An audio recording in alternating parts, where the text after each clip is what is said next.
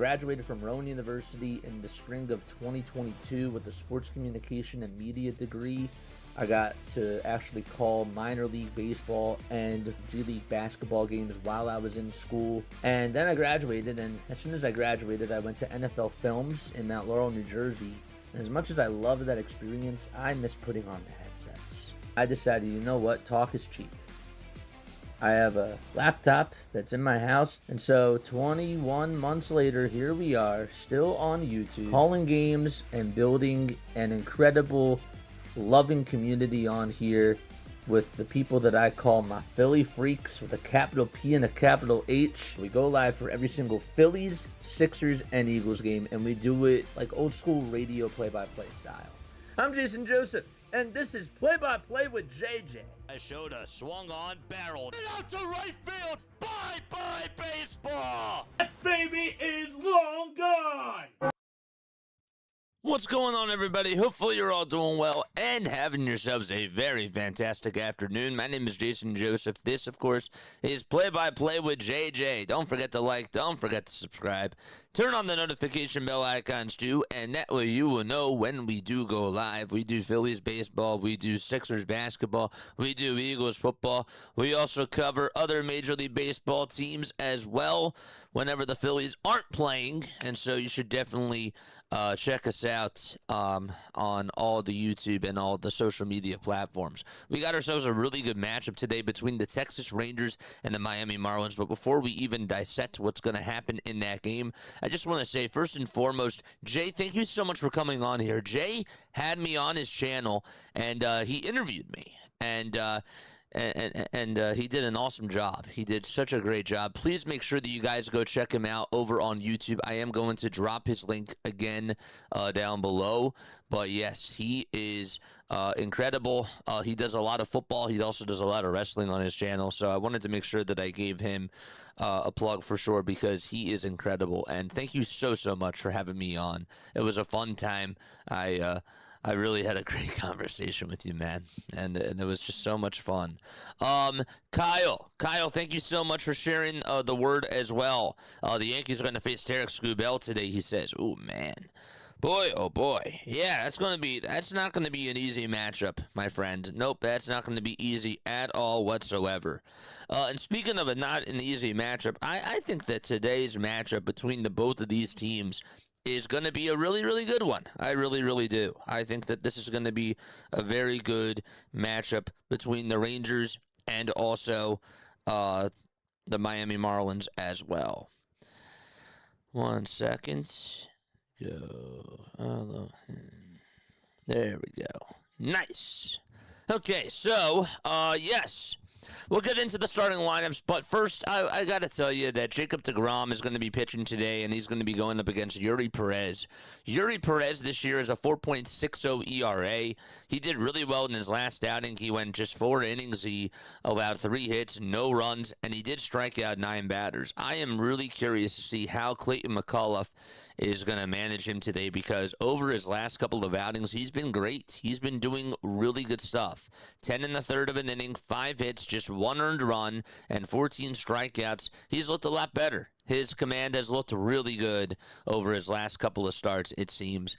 And, the Marlins are really trying to fight for a wild card spot, and this is a team in the Texas Rangers who is still trying to also fight for a division spot as well. So both of these teams are going to be hungry, but I expect that Eury Perez and Jacob deGrom are just going to give it full throttle today.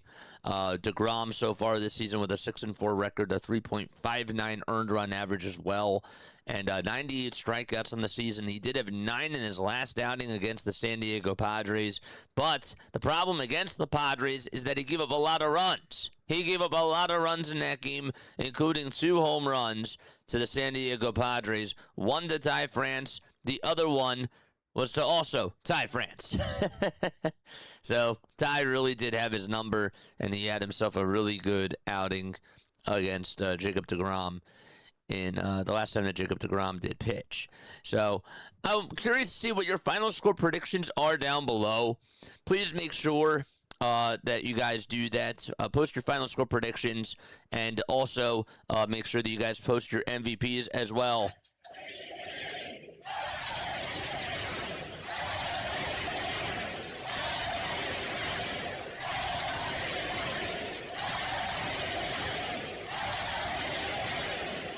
All right. What do you mean by spoilers? Yeah, okay, so basically a spoiler is when you see something before I call it, okay? So my TV might be a little bit behind your TV or whatever the case is. And so if you call a play, like for example, Jock Peterson is up and all of a sudden he hits a home run and you just say home run Peterson right before I call it, that's a spoiler. It's like spoiling a movie, right? So like once I see that in the chat, oh, I know a home run is going to come. So it defeats the call. It really does. Baseball and sports are meant for surprises, of course. So, yeah, I don't like spoilers. That would be cool if you guys just do not spoil the game. So it's like when you watch a movie, you see the movie before somebody else sees it. You say, don't spoil the movie for me. Like, I want to go see Toy Story 4 or Toy Story 5 now. Don't spoil the movie for me because I want to make sure that I go see it. So, but yes. All right, so let's get into the final score predictions. Yes, sir. Antonio's here. What's up, Antonio? How you doing? Appreciate you, man. He says, I'm going to go 8-2 Rangers. Jay says, I'll be back later. Dude, thank you so much. Love you so much, buddy. Thank you so much again for having me on your channel. It really means a lot.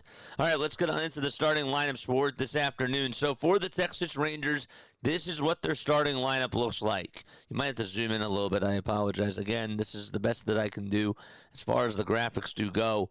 But Jock Peterson is going to be batting leadoff. He'll be the DH this afternoon. And then it'll be Wyatt Langford, who is out in center field. He'll be batting second. Josh Jung is playing over at third base, and he's batting third. Batting fourth is Brandon Nimmo. He's the right fielder for today. And then you got Jake Berger, who's playing over at first base. He'll be batting in the 5 hole. And in the 6 hole is Ezekiel Duran. He is going to be playing over at shortstop. And then you got Alberto Ozuna out in left field. He'll be batting 6th, or 7th, that is.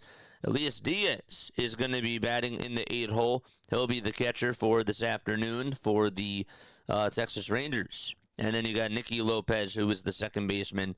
He'll be batting in the 9 spot. So again, it's Peterson, Langford, Young, Nimmo, Berger, Duran, Ozuna, Diaz, and Lopez. And the guy that's going to be out there on the mound, that'll be Yuri Perez for the Miami Marlins. And as we mentioned before, Perez this season so far has 12 starts, a 3-6 record, and a 4.60 ERA. 72 strikeouts and 28 walks allowed in his 12 starts so far this season. Came off of a 9 strikeout performance, and he will have to face Jock Peterson, Wyatt Langford, and Josh Jung to start things off here in the top of the first out at Lone Depot Park. The temperature, they say that it's 90 degrees. The roof, I don't know if it's open or closed right now. Nope, it's closed. They definitely closed it. And as far as the defense goes for this afternoon, Brian Navarreto is going to be catching. And then over at first base, you got Kyle Stowers. At second, it's Xavier Edwards. At shortstop, it's Otto Lopez. Leo Jimenez is over at third. Heriberto Hernandez is playing in left. Then you got Jacob Marcy in center. And Owen Casey playing out in right field. And so we are ready to start the afternoon off with some baseball. This is the first game of the day out in Major League Baseball, and we should be ready to rock and roll. We're going to time this up a little bit, so just bear with me for 1 second. There we go. Then we'll have to readjust this as well. Here is the first pitch, and that'll be taken just a little bit outside for ball 1. There we go. That looks better. Rangers definitely have the pitching advantage today. Yeah. Well, with Jacob deGrom, anything is possible. 1-0 pitch. That's going to be in there for a called strike. And so it's now 1 ball and 1 strike to Jock Peterson. James Jean is the home plate umpire. Alex Tosi's over at first. Corey Blazers at second. And Jansen Visconti is at third. The 1-1 pitch. Swing and a miss on a high fastball at 97 miles per hour. And the count is now 1-2 to Jock Peterson. 242 batting average for Jock so far on the season, and 10 homers and 26 RBIs as well. Perez gets set, kicks, and deals, and it's off the plate for ball 2. Fastball was thrown at 98 miles per hour. Perez is a four-seamer, which batters are hitting .218 against. His slider, batters are hitting .160 against him. 2-2 pitch, and this is going to be popped up over towards the third base side into foul territory. Going to be a tough play here, but that's going to be caught by Jimenez. It actually blew back into fair territory, and there's out number 1. Right in front of the third base bag, over by the line. The catch was made, and there's 1 out in the top of the first inning. So that's a pop out over to third by Jock Peterson. Perez also has a sweeper, a changeup, a sinker, and a curveball that'll mix in from time to time.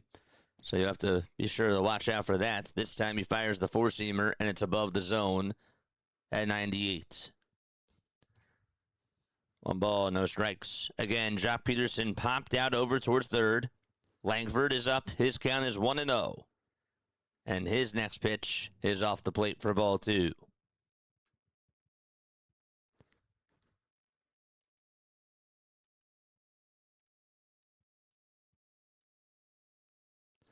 Langford's batting average is down to .264.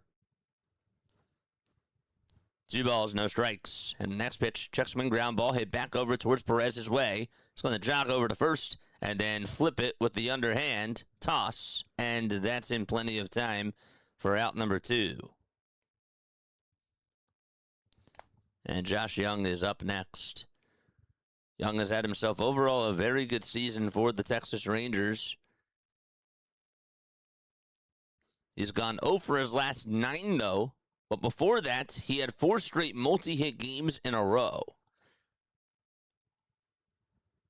The pitch. And that is taken for a ball. Just a little bit down. He had a phenomenal May, batting .314, and had 33 hits and 105 at-bats. But June has been a little bit of a different story. His average in June is at .259. Next pitch, that's going to be taken for ball 2. 74 games for Josh Jung over at the hot corner. 2 up, 2 down. Nobody on. And the 2-0 pitch, that misses inside for ball 3. Another fastball that he threw that time. Marlins are in their white and black and dark blue uniforms. Black letters that say Miami on the front side of the chest, outlined in blue. Rangers are in their gray tops, gray bottoms. Their text says Texas across the chest. It's in blue and outlined in red. Next pitch, that'll be taken for a strike. Marlins hat looks like it's a black baseball cap with a marlin fish tangled with an M that has black letters, and it's outlined in blue. The 3-1 pitch, that'll be in there for strike 2. The Rangers, on the other hand, have their blue baseball caps on and a white T outlined in red over on the front part of the helmets. 3-2 pitch, chopper hit over to third, scooped up by the third baseman, and here's the throw over to first base. It is in time to get Josh Jung. That was a tough play, too, because Leo Jimenez bobbled it and made the catch with the bare hand. So he tried to get it into the glove on the one hopper, then it deflected off of his glove, caught it in the air with the bare hand, and threw a strike over to first, and just got Josh Jung out by a quarter of a step. They thought about challenging it, and they decided not to, and we're going to go to the bottom of the first inning, 3 up, 3 down, out in Miami. That was a really good play. All right, so we go to the bottom of the first inning.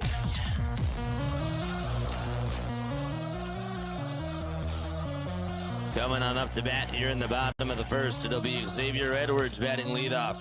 Otto Lopez batting second. Kyle Stowers third. Heriberto Hernandez fourth. Griffin Conine, the son of Jeff Conine, batting fifth. Jacob Marcy is the center fielder. He is batting sixth. Seventh will be Owen Casey, playing out in right field. And then you got the third baseman Leo Jimenez batting in the 8 hole. And Brian Navarreto is the catcher. He's batting ninth. So again, it's Edwards, Lopez, Stowers, Hernandez, Conine, Marcy, Casey, Jimenez, and Navarreto. And that means it is time for Jacob deGrom to go out there and pitch for the Texas Rangers. We talked a little bit about how Jacob deGrom has done this season. Again, his ERA is at a 3.59. This is his 12th season in Major League Baseball. He has been with the Texas Rangers since 2023. Obviously, we know the start of his career with the New York Mets. He had a very good tenure with them. But so far this year, 82 2/3 of an inning. He has struck out 98 batters. He has walked 18 batters as well. Has a 3.59 earned run average and a 1.03 whip as well. 67 hits allowed, 33 runs. All of them were earned. And he is going to be pitching this afternoon for the Texas Rangers. In the month of May, he's given up 8 earned runs in 23 innings. He was doing really well before his last outing against the Padres. He had 4 really good starts. The pitch, and that's going to be called a ball, just a bit off the plate to Xavier Edwards.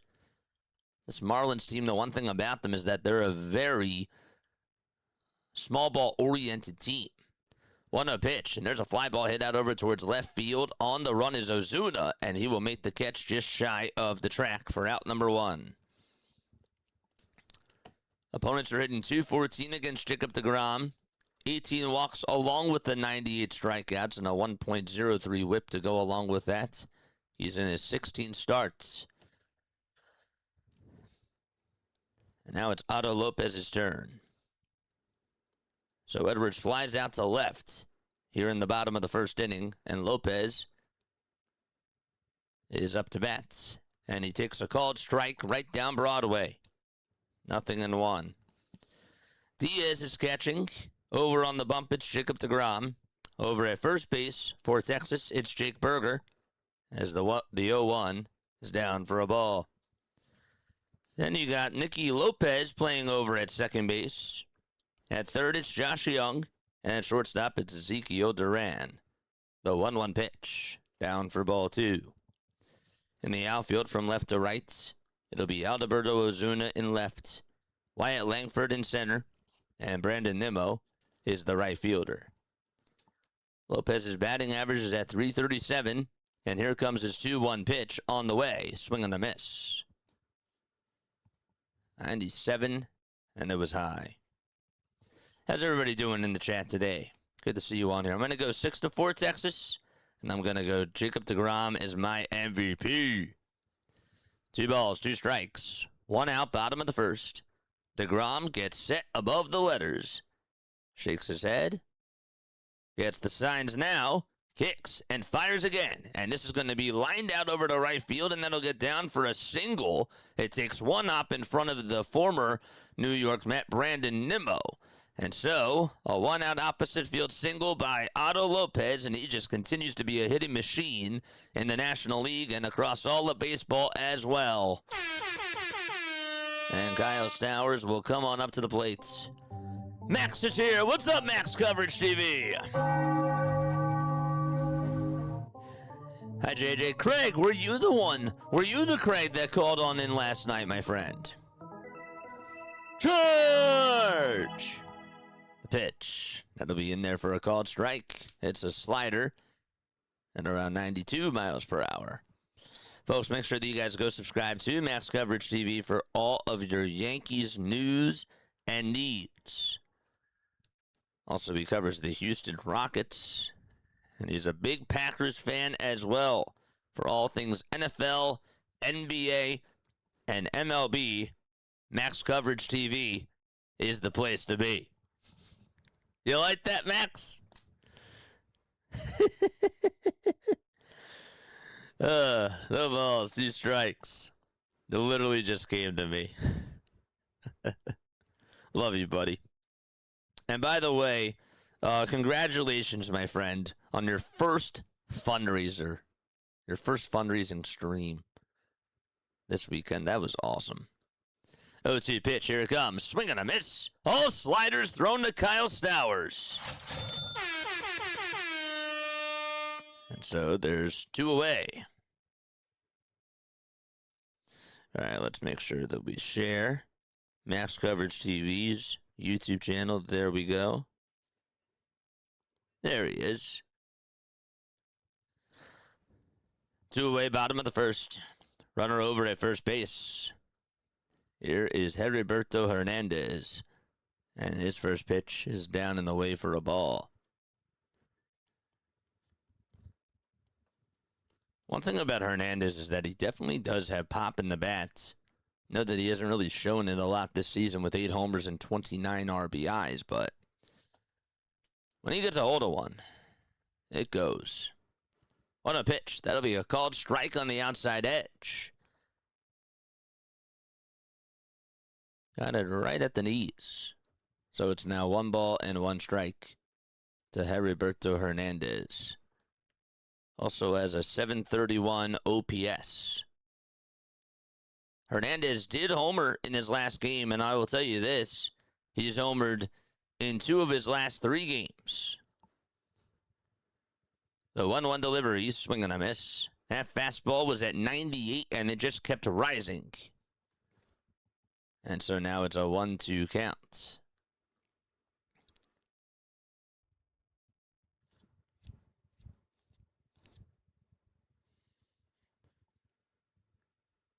The 1-2 pitch to Hernandez. Check swing. Did he go? The pitch was down. And first base umpire Tosi says, Again, Alex Tosi is over at first. Corey Blazer's the crew chief. He's over at second. And then you got Jansen Visconti over at third. And James Jean as the home plate umpire. 2 balls, 2 strikes. The 2-2 pitch to Hernandez. And that is in the dirt for ball 3. Got the Yankees playing the Tigers tonight at 6:40 p.m. Eastern Time. Derek Scubell is going to pitch. They just showed on MLB Network that Goldschmidt lifetime against Derek is 5 for 10 against him. 3 balls, 2 strikes. 2 seconds left on the pitch clock. And the payoff pitch. Check swing ground ball over towards the right side. Second baseman picks it up and throws it over to first. And it's in plenty of time. Had to shuffle his feet there and maneuver over towards his left side to pick up that ground ball. And the inning is done. So no runs, 1 hit, 1 man left. And we played 1 inning and we go to the top of the second. We'll be right back in just a few moments. Don't go anywhere.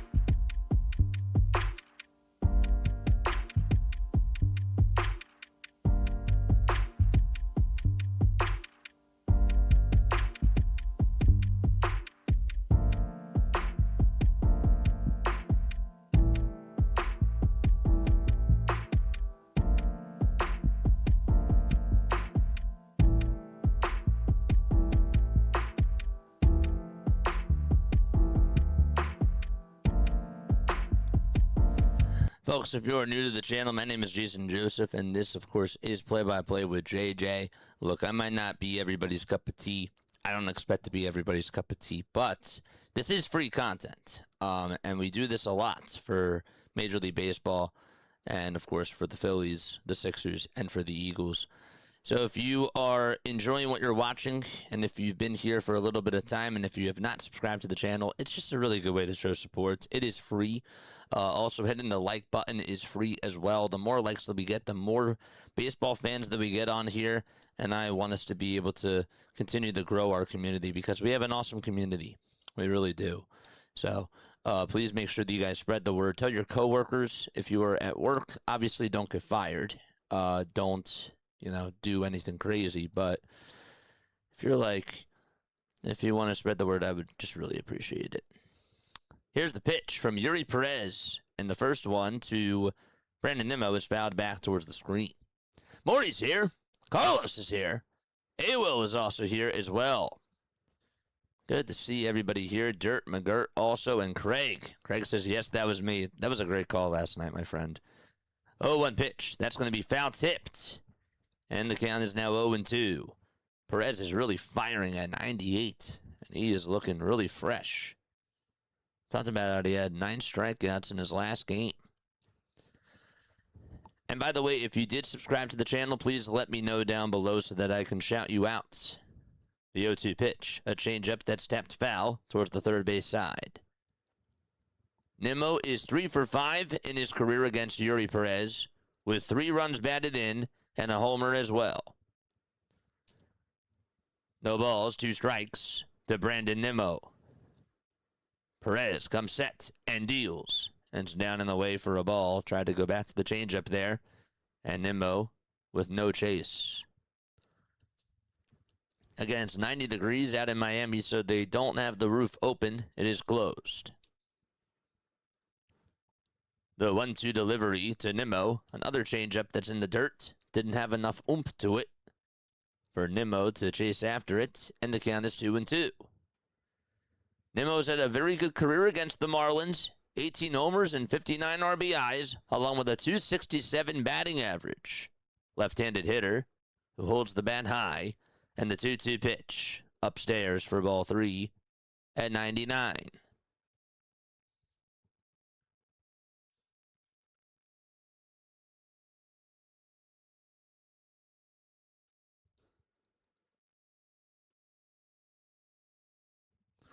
Three balls, 2 strikes, and here's the payoff pitch on the way. And Nimmo's going to fly one out over towards deep center field. That's going to go back towards the track and in front of the wall to make the grab out in center field for the Miami Marlins is Jacob Marcy.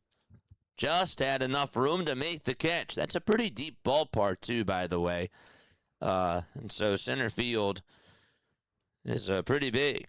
We'll get you the dimensions in just a couple of seconds, but regardless, out number 1 is recorded, and Brandon Nimmo flies out to straightaway center.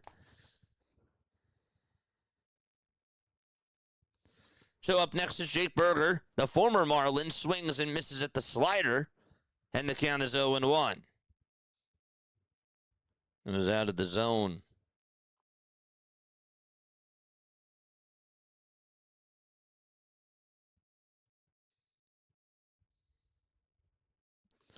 Here's the 0-1 pitch. That's down in the way for a ball. The left field line is 344 feet. The left center power alley is 386. Then you got center at 400. Right center power alley is at 387.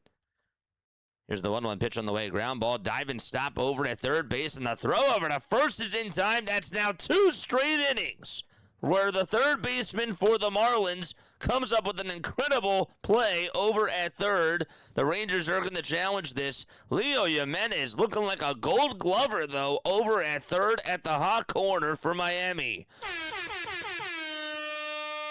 Did he beat it out, though? He did. It did look like that Jake Berger got a step there, but that was a bang-bang play regardless. We saw him field that grounder that was hit over to Josh Young's way. That was hit from Josh Young over towards Leo Jimenez's way. And, well, made a good play to end the first inning.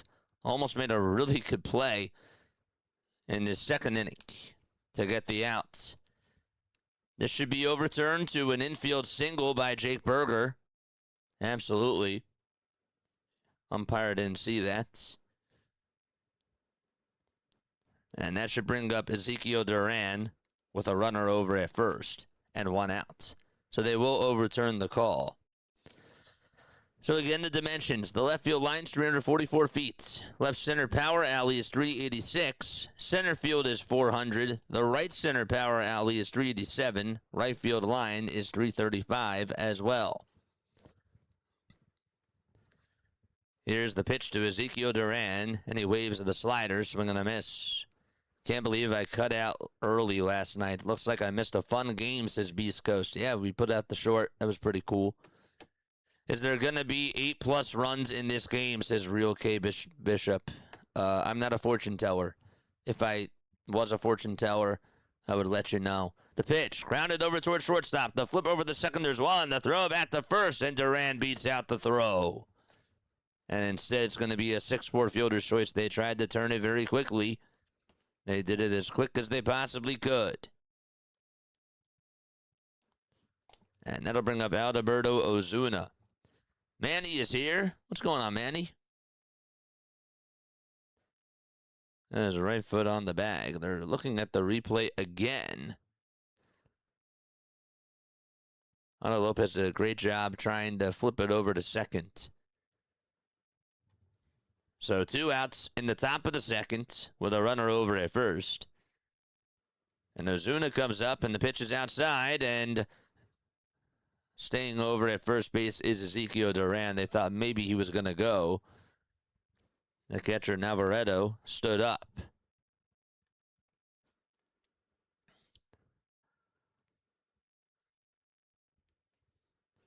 One ball, no strikes. And the 1-0 pitch, that's outside and high for a ball. The throw back to first, and he is out at first base.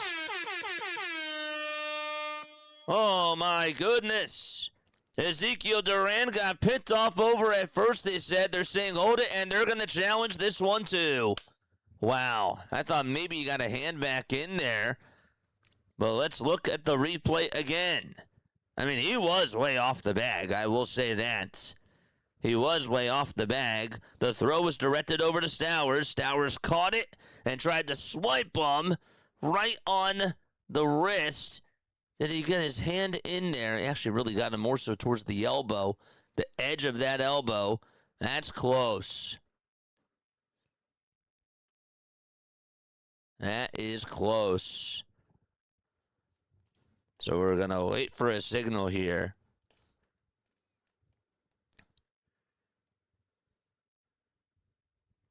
We got Corey Blazer with the earpiece on over at second, and they are reviewing this out in New York.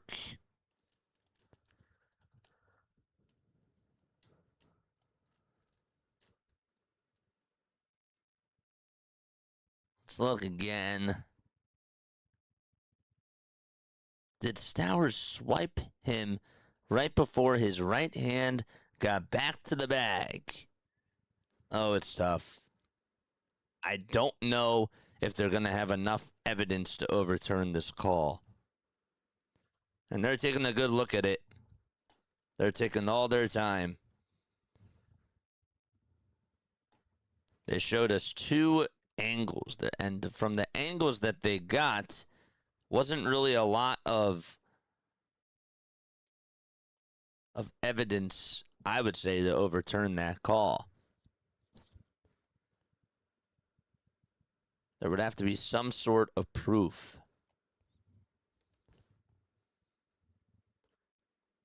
If the call stands, we're going to go to the bottom of the second. If the call is overturned, it'll still be 2 balls and no strikes with 2 outs and a runner still over at first. But they say that Duran was out. There was a pitch out, and he was off the bag at first. So the call on the field will stand, and Duran is out at first base. We're going to go to the bottom of the second. And so the Fish are going to come on up. That was a really good throw, regardless, by Brian Navarreto. Okay, so Duran gets picked off over at first.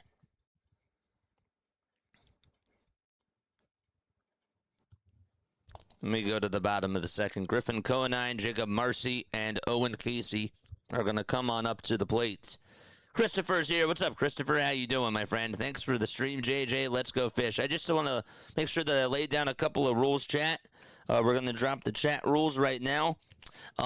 Please try not to curse. I do have kids that tune on in. I don't have kids myself. No, I don't. But there are kids that come on to this channel. I should reword that. and they tune on into our stream, and I do try to keep it as family friendly as possible.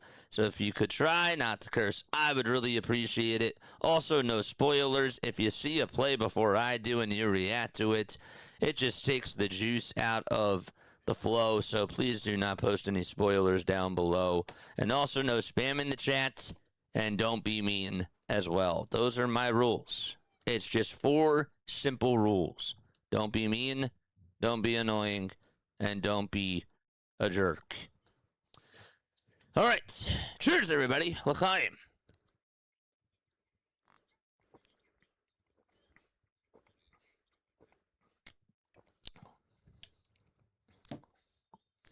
Ice water heals the soul. Cashier. Nice. I just wanted to play the cash. Every time I hear this, of course, the song that pops on into my head is Money by Pink Floyd. If you like Pink Floyd, hit the thumbs up button. I like Pink Floyd. Here is the pitch. Swing and a miss to start off the bottom of the second. Griffin Conine is up to bat. He's DHing. Tim is here. He says, go Marlins. What's up, Tim? Guys, got to get those wins. I'm sure that you're not going to be rooting for the Phillies tonight. And speaking of the Phillies, we'll be covering them later, because we do cover the Phillies on this channel, too. 0-1 on the way. Swing and a miss. 0-2. DeGrom with 18 pitches so far. Came on into the inning with 16. The 0-2 pitch. Here it comes. That's going to be down, but did he go? And they say no. Over at first base. Scott King, thank you so much for the sub over on YouTube. I appreciate it. And again, if you did subscribe, please let me know down below. 1-2 pitch on the way. Swing and a miss. The slider is working for DeGrom. There we go. And Conine is down, swinging on strikes. Marlins making that playoff push. Yep.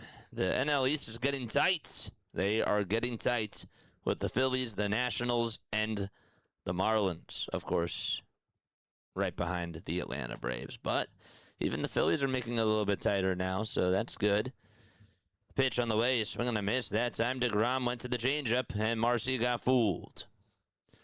Charles is here. What's up, Charles? How you doing, my friend? Good to see you on here for sure. No balls, 1 strike, and here's the 0-1. And the changeup is down. Marcy holds his horses. And it's 1 ball and 1 strike. I appreciate you, Charles. Whoever asked for the 8+ runs question might just be new to America's pastime. Americans' favorite pastime. We get a lot of those people. We definitely do. 1 ball, 1 strike. And here's the 1-1. Swing and a miss. The slider was down. A lot of swings and misses so far on that slider. And also on the changeup thrown by Jacob deGrom.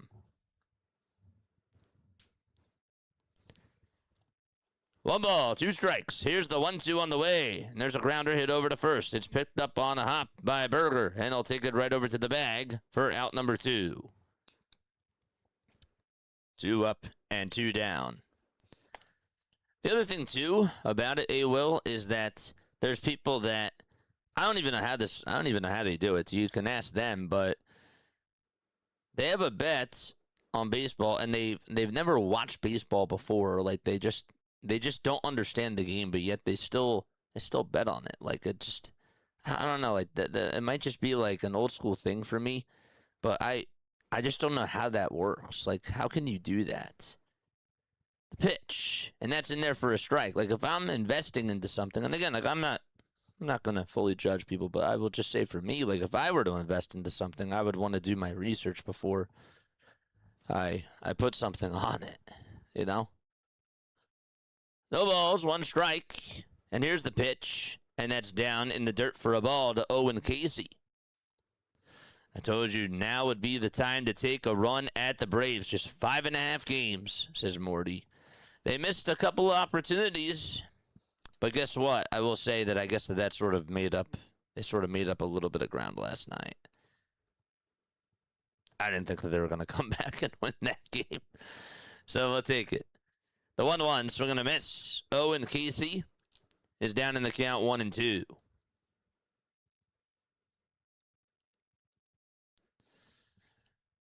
Up next is Leo Jimenez. And in the hole, it's Brian Navarreto. The 1-2 pitch on the way, and Casey gets a piece of the slider and stays alive. JJ, how about them Phillies? How about them Phillies? A ball, 2 strikes. Here's the 1-2 on the way. And Casey fouls off another slider and stays alive. I still have goosebumps after last night. Still got goosebumps. 1 ball, 2 strikes, 5 seconds left on the pitch clock. Casey's average is at 225, and the 1-2 pitch, he says no to the slider there. It was down. And it's 2 balls and 2 strikes. 2-2 is the count. And the pitch, here it comes. Swung on and missed. 3 strikeouts for Jacob deGrom so far today. And we go to the 3rd inning. No score out in Miami. All right, folks, where are we tapping on in from this afternoon? Let us know down below. Where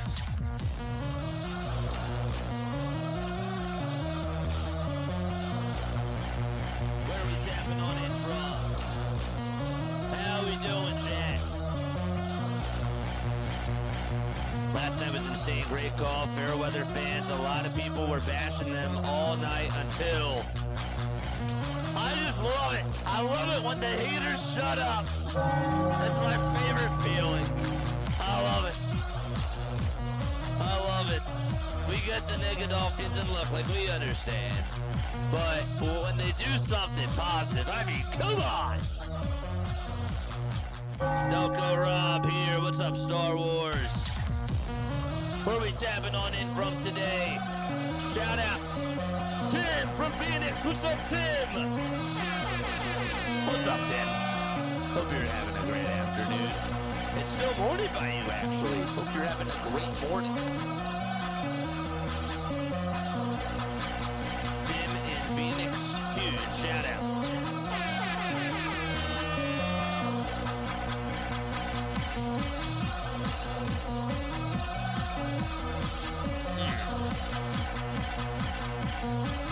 Brian from Nevada. What's up, Brian? We got San Diego in the chat. Teo's here. Manny from Bueno. How you doing, Manny? High five to you.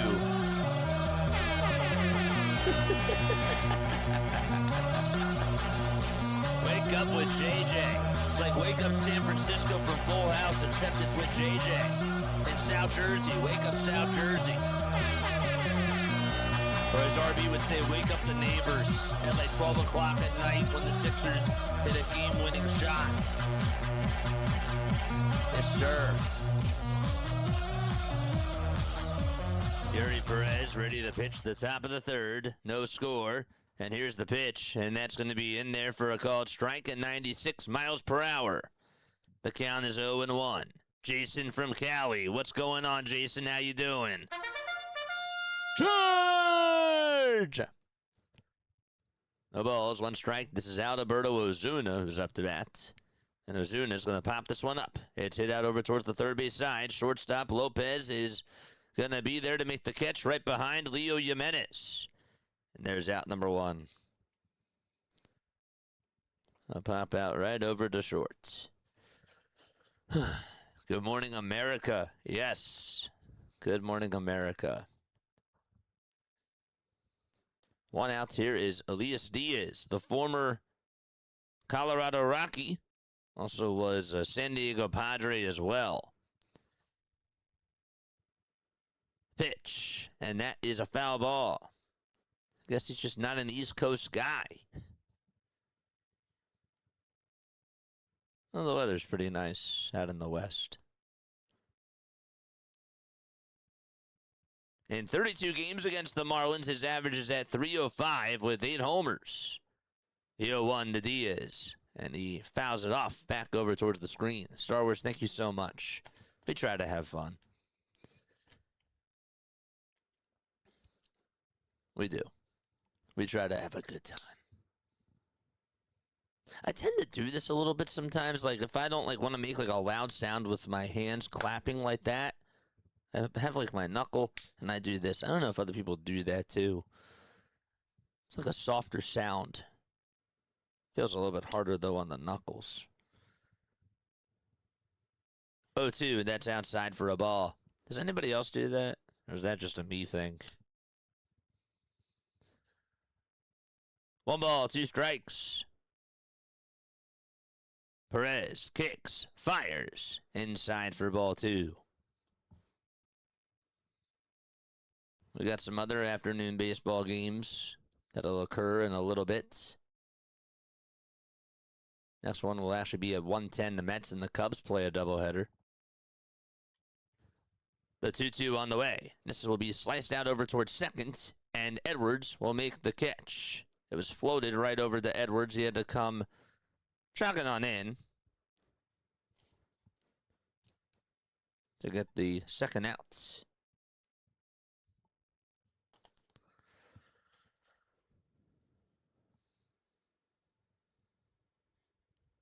Nicky Lopez will come on up.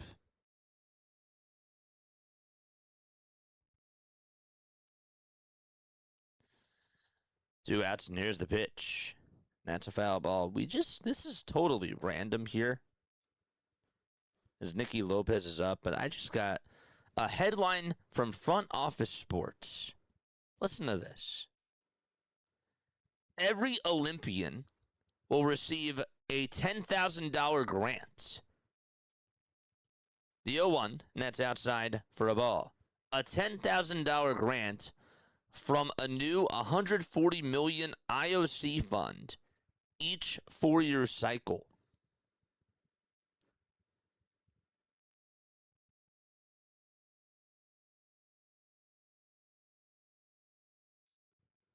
One pitch, and that misses down for a ball. They just announced this earlier today. They call it Fit for the Future Olympian Grant. Odd. 2 balls, 1 strike, the 2-1 pitch, and this is fouled back over towards the screen. According to NBC Sports, it said that the IOC program includes a total fund of $140 million, with about 14,000 Olympians expected to be eligible per 4-year cycle.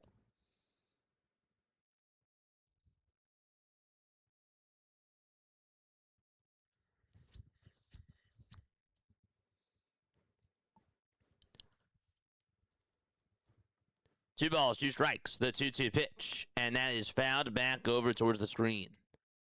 Thought you might have some insight since you watch the Rangers often, like maybe this pitcher gives up a lot of runs, or they're going to use the worst part of their bullpen, says Real K Bishop. Yeah, let me get back to you on that in a second. 2 balls, 2 strikes, 2 outs, nobody on. Perez kicks and fires, and this ball is going to be fouled back towards the screen. I will say when it comes to the Texas Rangers bullpen, and again, I don't like how I can have advanced stats out in front of me, like how teams' bullpens are this year and what their ERA is over the last 7 weeks or the last 7 days, and so on and so forth. But with 2 balls, 2 strikes, there's still 2 outs, and here's the 2-2 pitch on the way. This will be chopped over off the glove of Yuri Perez, and everybody's going to be safe. Perez actually had to go towards the left side of the mound, tried to field it with his glove. It bounced off the tip of his glove, and then just sort of died right in front of Xavier Edwards. He wasn't going to have a chance to really get over to it, and that's going to go down as an infield single.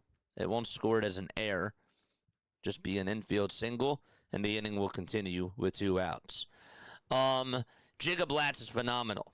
Jacob Latz has been really good. The thing about their bullpen, though, is that they have a couple of guys on the IL, including Chris Martin and Jalen Beeks as well.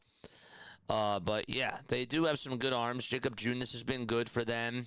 It seems that he's done very good. He didn't do good in his last game against the Marlins. That was it. But I don't really know. I think this is going to be more of a high-scoring game. First pitch is down for a ball.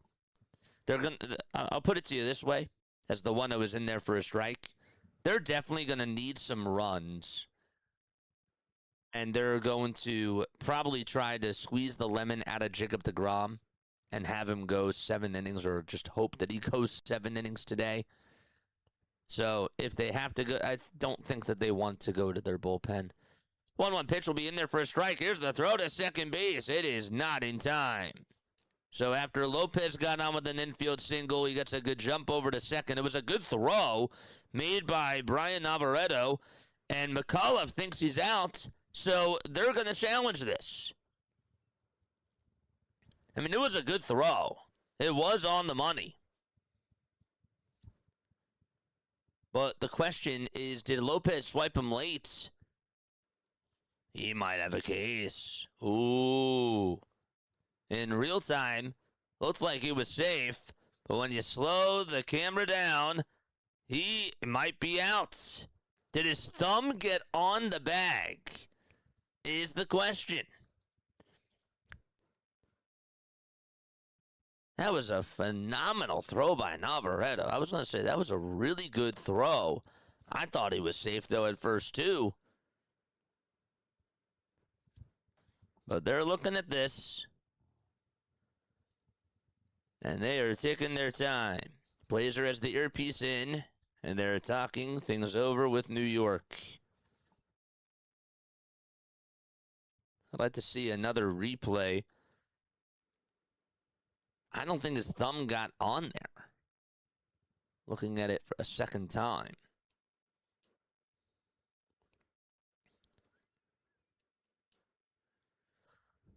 One ball, 2 strikes.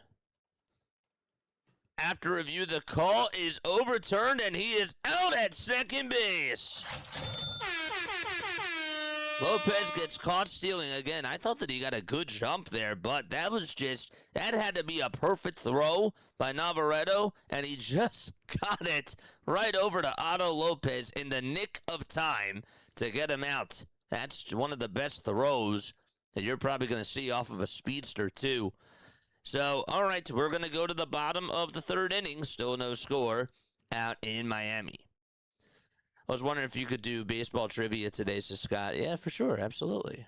Of course. Do you think the Marlins are buyers or holding off until next season and keep running with what they have?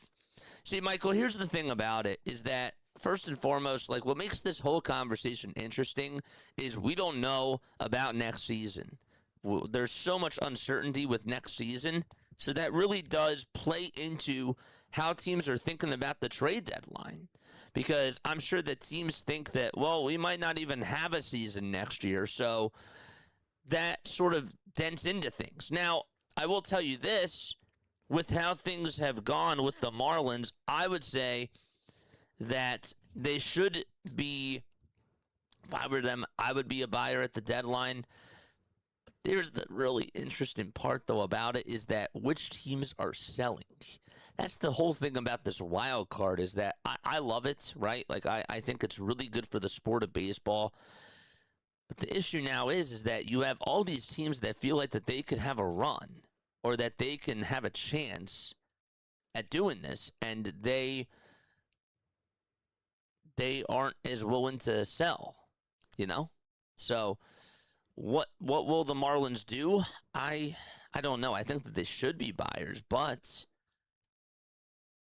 I also think that they have a nice young team, but this whole lockout really does put a dent into things as well. It adds in another factor into the equation. The pitch, that's going to be in there for a called strike as we start off the bottom of the 3rd. Jimenez versus deGrom. Jimenez has had 2 really good defensive plays today. One of them was an out. The other one was almost an out. 1 ball, 1 strike.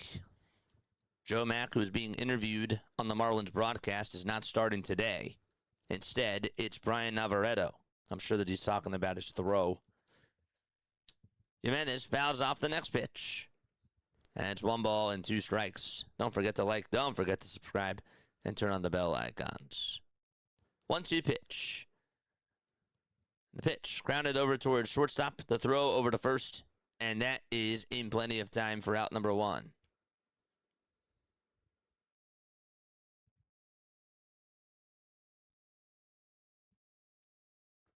It was an obvious under, bro. You're a noob. You talking to me? I don't take name calling, my friend.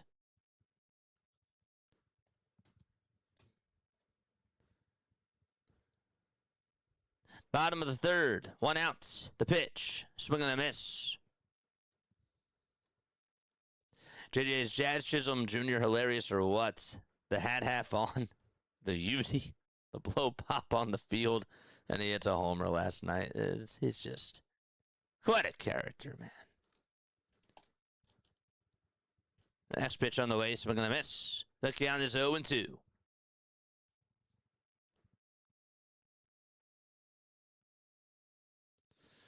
No balls, 2 strikes. Marlins sell Alcantara and Xavier Edwards. Alcantara, they might get a deal for. I could definitely see that. 0-2 pitch on the way, swing and a miss. Jacob deGrom is on fire with that slider. And so there's out number 2. It's been looking very, very good. Wasn't talking to you. I was talking to the guy that doesn't know about baseball. Gotcha. I mean, just try to be nice though. I don't want us to name call. I don't want us to name call other people. So 2 outs, bottom of the third. The pitch, and that's down for a ball.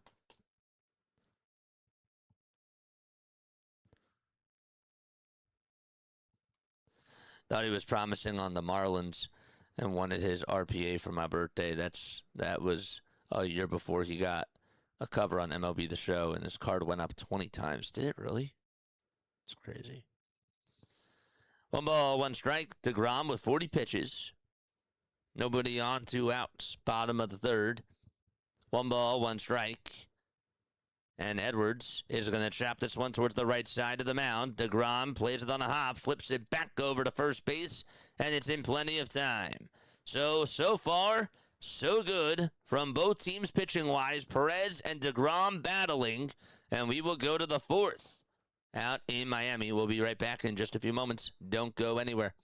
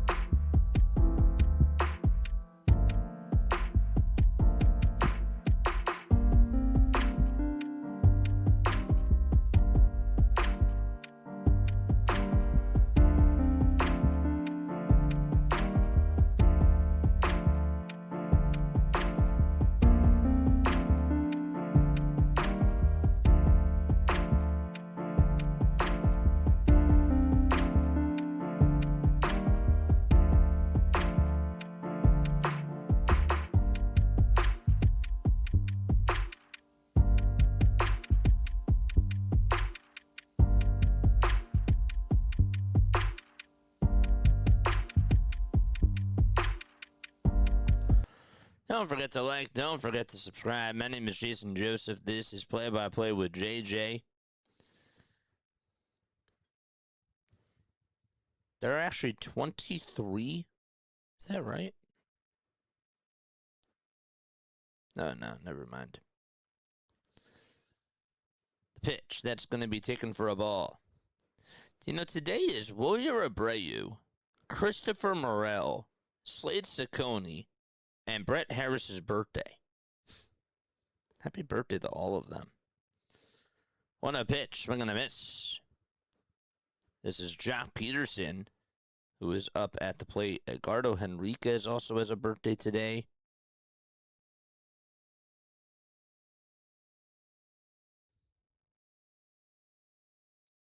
"52 former and current baseball players have a birthday today.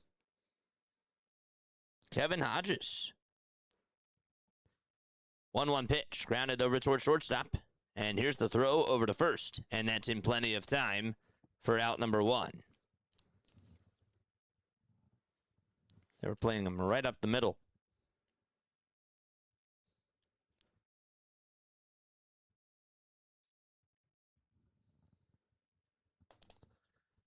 Jack Taglione hit 2 homers in last night's game.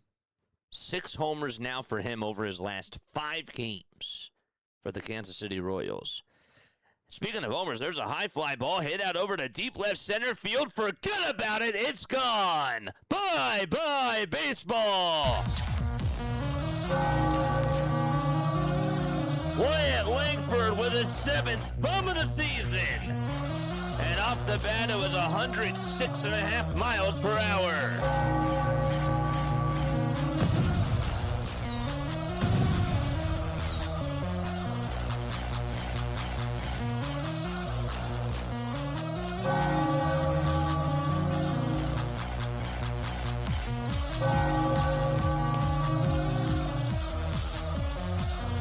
The pitch to Jung.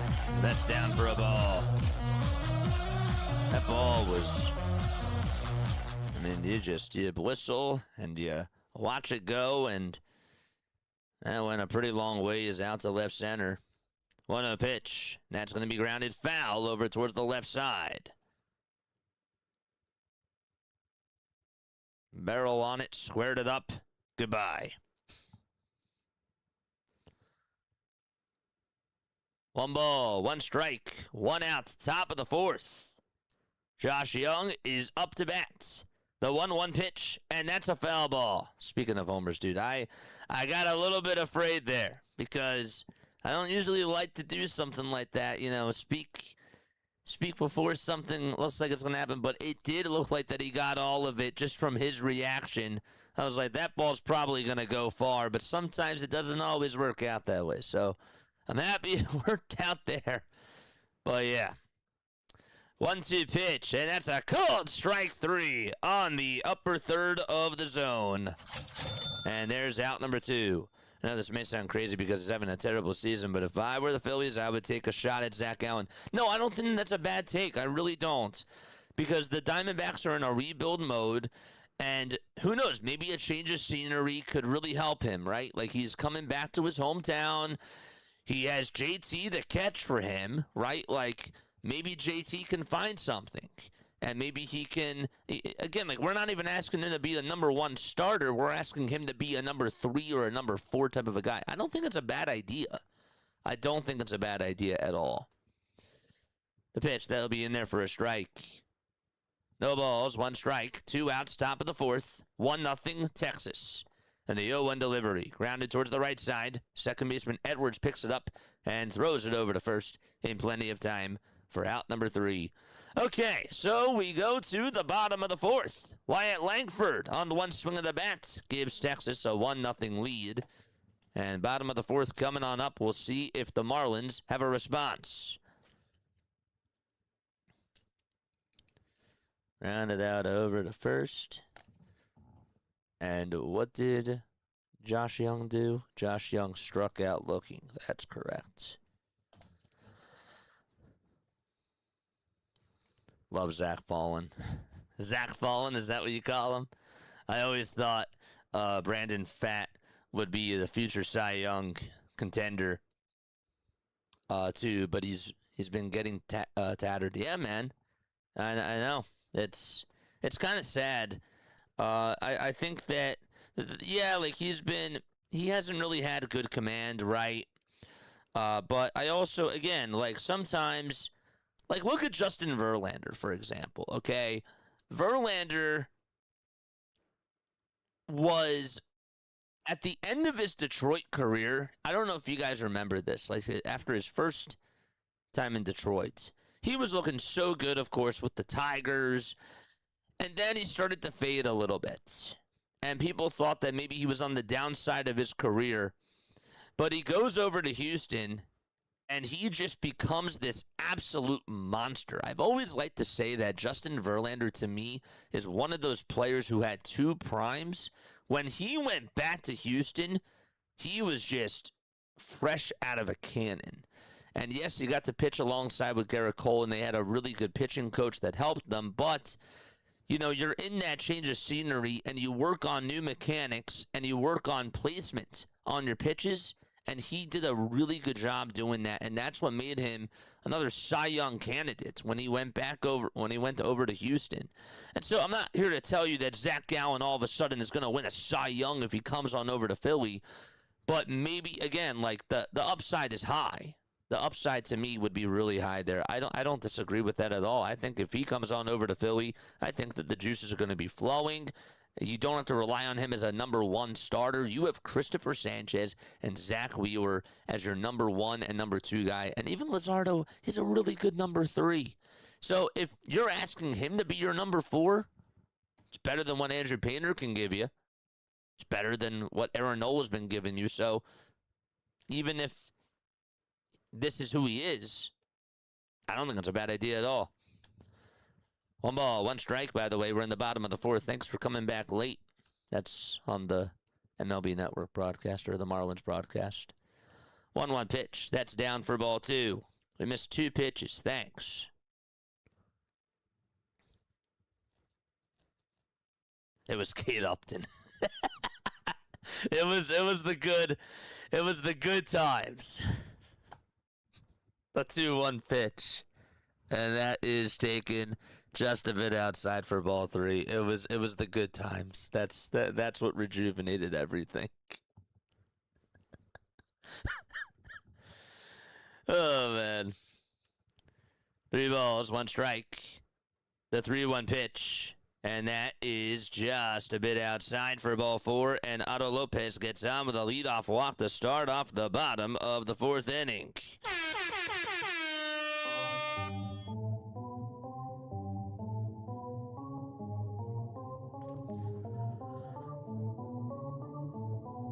The recent Braves trade. Who did they trade? Charge!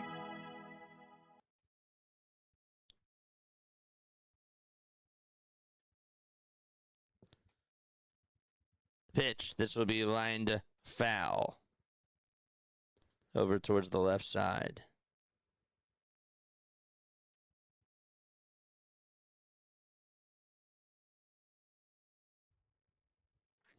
Braves didn't make a trade.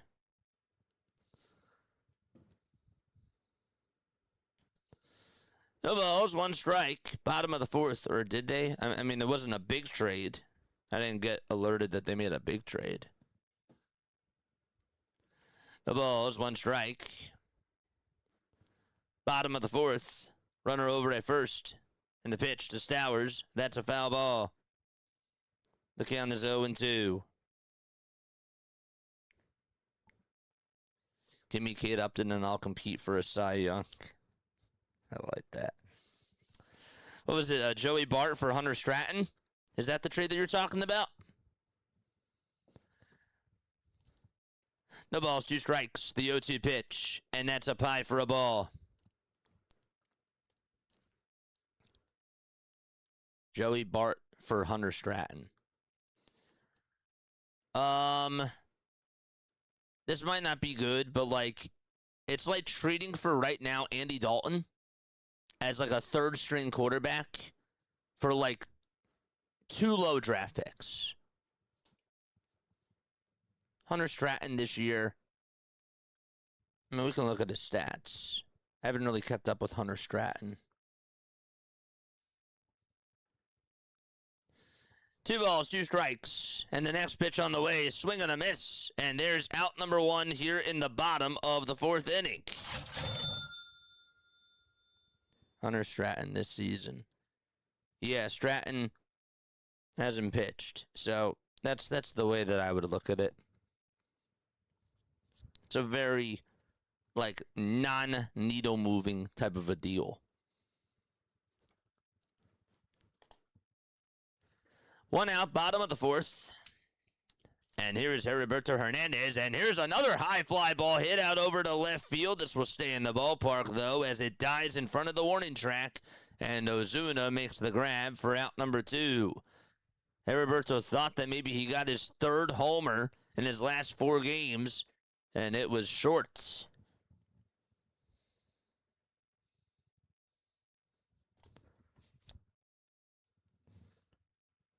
Marlins end up buying someone like Michael Walker or Seth Lugo for starting pitching depth. I'll trade and I'll check in with guys like Taylor Ward or Luis Ariz or even Wilson Contreras. And those are the names that I like. Correct. Yeah. Is that a good comparison, chat? I would say that that's like the best way that I could describe it. 1 ball, no strikes. The 1-0 pitch, swing and a miss. And the thing is that Joey Bart isn't that old, but again, it just goes back to talent, right? Like, really not much. They pretty much get like a backup catcher. 1 ball, 1 strike, and here's the 1-1 pitch. That's going to be roped out to right field for a base hit, and this could probably score. The runner from first, Lopez, and he's going to round third. He's going to come on home. The relay to the plate, not in time. Griffin Conine with an RBI double.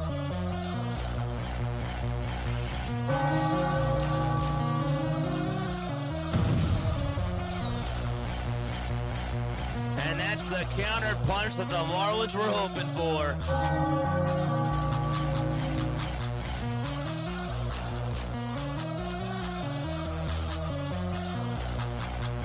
Otto Lopez was just cruising on over to second. He's like, yep, I'm not even going to look where that ball is. I'm just going to go. I'm going to go.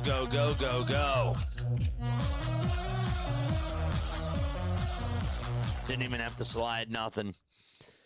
2 outs, bottom of the fourth. That's his 2nd double, Griffin Conine, of the season, and it was a big one.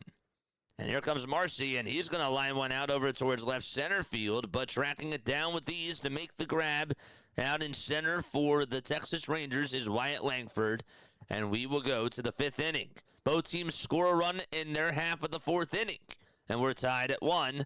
We go to the top of the 5th. I'll line out over to center, and that is that. Let's take a sip of water.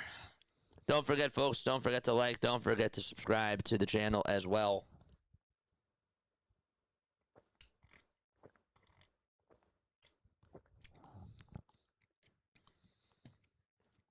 Screw the Braves, were coming.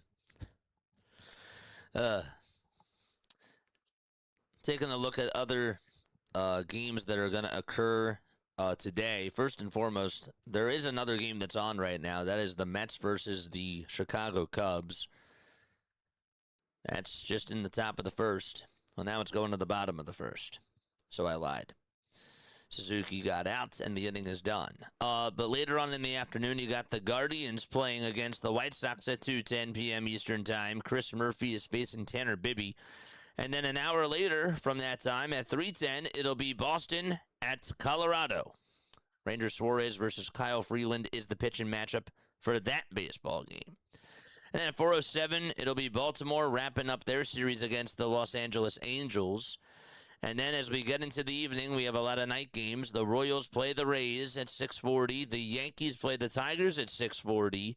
It'll be Weathers versus Scubell. That should be a really good game. The Pirates also will be playing against the Seattle Mariners at home at 6:40 as well. Phillies play the Nationals at 6:45.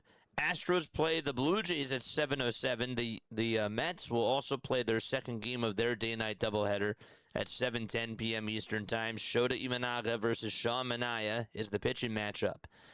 And also at 7:10, it'll be Milwaukee at Cincinnati. So the Reds are hosting the Brewers. The Twins will be playing against the Dodgers at 7:40 p.m. Eastern Time. At 7:45, the Arizona Diamondbacks will be out in St. Louis taking on the Cardinals. Here's the pitch. That's going to be taken down to Jay Berger. And then at 8:40, the Braves will play against the San Diego Padres. The Padres walked it off last night against the Atlanta Braves. What a comeback for them. And then the Giants host the A's. Former Bay Area match. Now, I guess you just call it the California match. The Giants playing against the A's. I don't really like that. The pitch to Berger, popped up, hit out over towards the right side, and this will be caught, and there's out number one. So regardless, we have a lot of games going on today. That's the point. Rats on Phillies championship a couple years back. We didn't win that championship.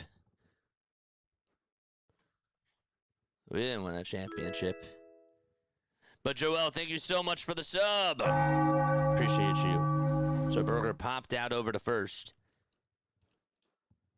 Berger had a good career with Miami for sure. Played in 190 games with them. Just going back into the locker room by himself. 0-1 pitch. This is going to be popped up right behind home plate on a bunt. And wasn't really hit too high, so it's just a foul ball.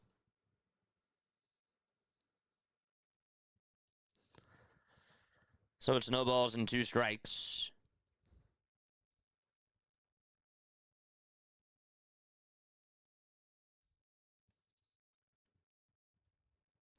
This is Ezekiel Duran.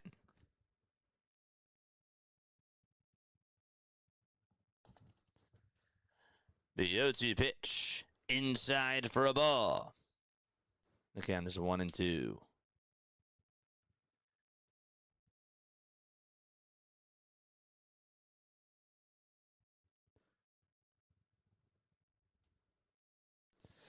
One ball, 2 strikes. The 1-2 on the way. Here it comes. Fouled off over towards the right side. Caleb, happy birthday, Caleb! What's up, Caleb? Love you, buddy. Hope you're having a great 30th, my friend. Light it up tonight, dude. Perez kicks and fires, and the next pitch is fouled back towards the screen again. It was at 100 miles per hour. It was above the zone, and Duran got a piece of it and stays alive. What you got planned for the special day, my friend? It's so good to see you on here, dude. I'm so happy that you're here. I was going to text you and wish you a happy birthday. 1 ball, 2 strikes. The 1-2 pitch, here it comes. That's off the plate for ball 2. Been trying to find other content creators to team up with. It's been a little bit rough. I have all the tools to start. Dude, please email me. Email me, jasonjosephonair@gmail.com, and we'll definitely talk off the air for sure, man.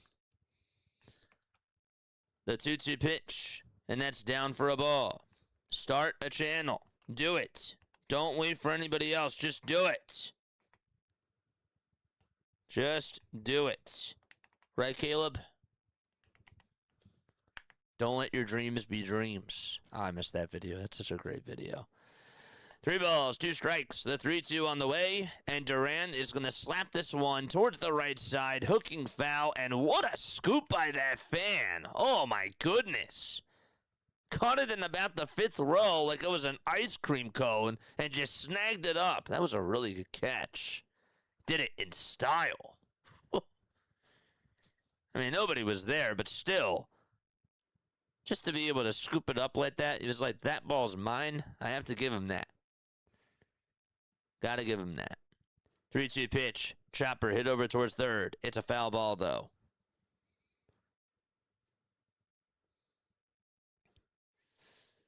Caleb, what did Caleb say?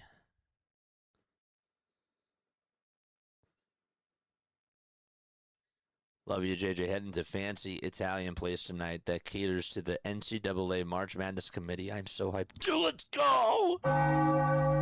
Good for you. Let's go. That's so awesome. Please have a great time, man. You deserve it. Totally deserve it.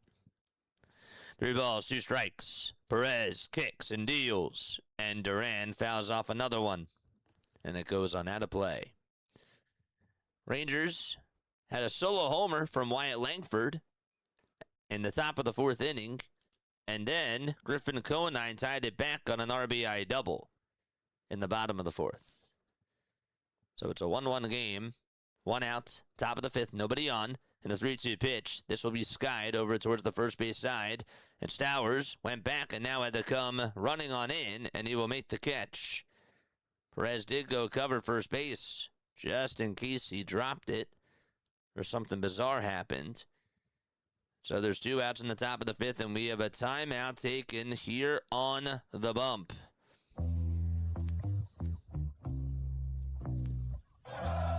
There he is at 68 pitches. Clayton McAuliffe is going to make a move. That is going to do it for Yuri Perez. This is what they've been doing with him throughout the entire season. Doesn't really go past like 80-some pitches or so. They really try to keep an eye on that pitch count. And so John King is going to come on in. So his night is done. His afternoon is done, I should say. And King is going to come on in for relief.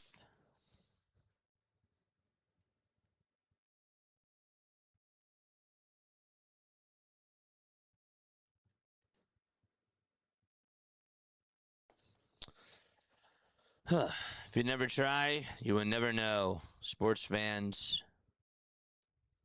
the sports fans gig could reach the fans that you could reach, for sure. Jay's back. What's up, Jay? Folks, please make sure that you go subscribe to Jay. He just had me on for an interview, and it was so awesome, man. It really was. I had such a blast. Make sure that you go check him out. He covers the NFL. He also does wrestling as well on his channel, too. He has a podcast that he has. He does a lot of great content. Please make sure that you guys go check him out and give him some love and support because he is the man. He is the man. So good to see you on here, dude. Oh, man. 1:25 p.m. Eastern Time here on the East Coast. How are we doing on the likes so far, chat? We have 159 people tuning on in. 72 of you have hit the thumbs up button. We are 28 away from getting to our goal of 100. So please make sure that you guys hit that thumbs up button and subscribe. Again, if you like my style, if you like my positivity, if you sort of like my throwback radio style too, please make sure that you subscribe and consider hitting the like button as well, because this is what we do. We got the Phillies game later tonight. We do cover the Phillies mainly on here, but we love the sport of baseball. We also do football. We do the Eagles, and we do the, we just do the Eagles, and we do the 76ers as well. Not as much, but we are baseball first, for sure. 1 ball, no strikes, and that's to Alberto Ozuna. And the 1-0 pitch, check swing, did he go? Third base umpire says, no siree. Not too bad. Carlos Carrasco got designated for assignment. I was like, dang. I was so happy to see him up at the big league club. But it doesn't surprise me. He's older now. 1-1 pitch. That's going to be up high for ball 2. 2 balls, 1 strike. The 2-1 pitch. Chopper foul towards the third base side. On the mound is John King for the Miami Marlins. A 2.14 earned run average. A .74 whip. 35 games. A 4-1 record. And 8 walks allowed and 26 strikeouts too. 2 balls, 2 strikes, 2 outs, top of the 5th. And the 2-2 pitch. This is lined out over to center field for a base hit. That ball almost hit Corey Placer over at second base. And so, that's a 2-out single up the middle provided by Alberto Ozuna. And he is over at first base.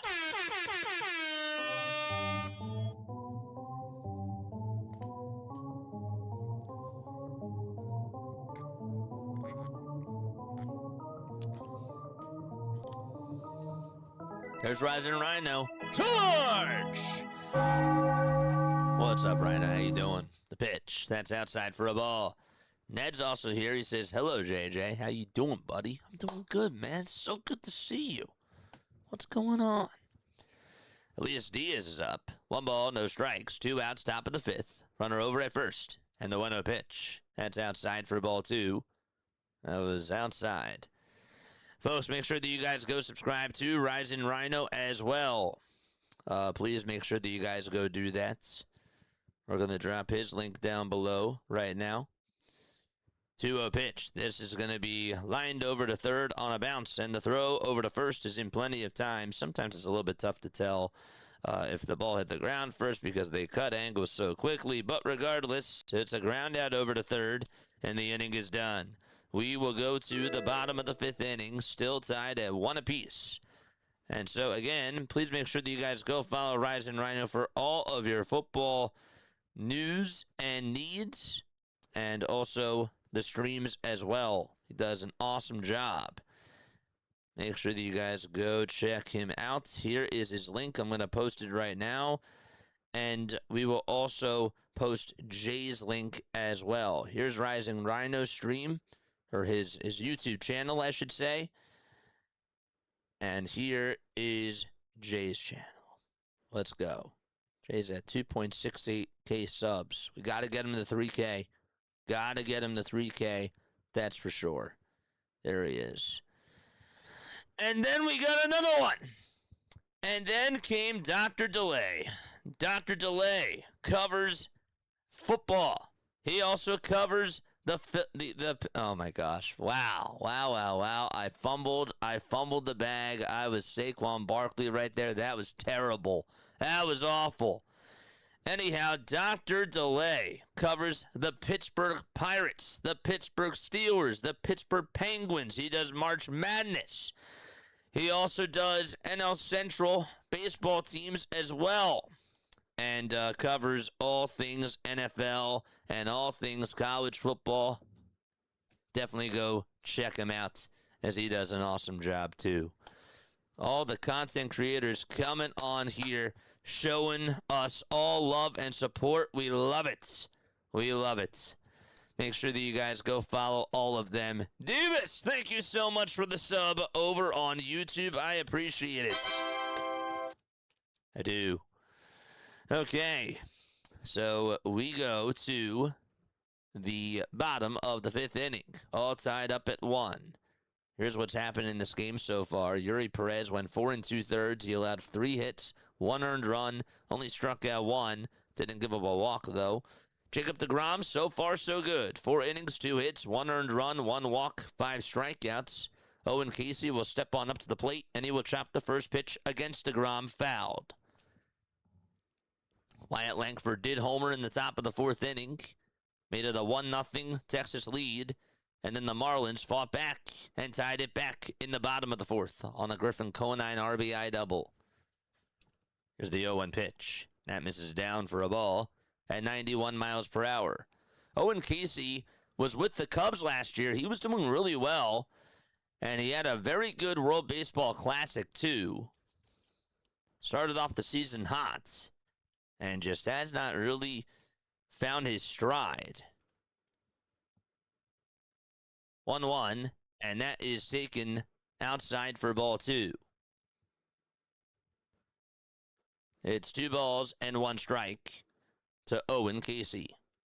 The pitch on the way, swing and a miss. Good fastball thrown there by Jacob deGrom. And it's 2 balls and 2 strikes. Casey in 191 at-bats does have 43 hits. He's 23 years old, 6 feet 4 inches tall. Definitely has a lot of pop in the bats. The 2-2 pitch, and that's outside for ball 3.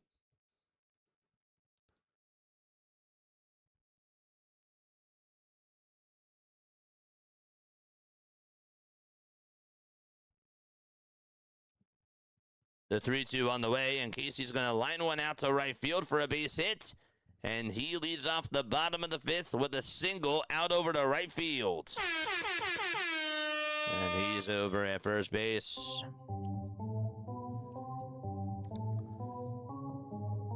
Well, that he got a hanger out over the middle. Didn't want to do too much with it. And just pulled it out to right. Charge! Don't follow me literally. That's called stalking. No, that's called being a fan. Just kidding. The pitch. There's a swing and a miss. Another elevated fastball from Jacob deGrom.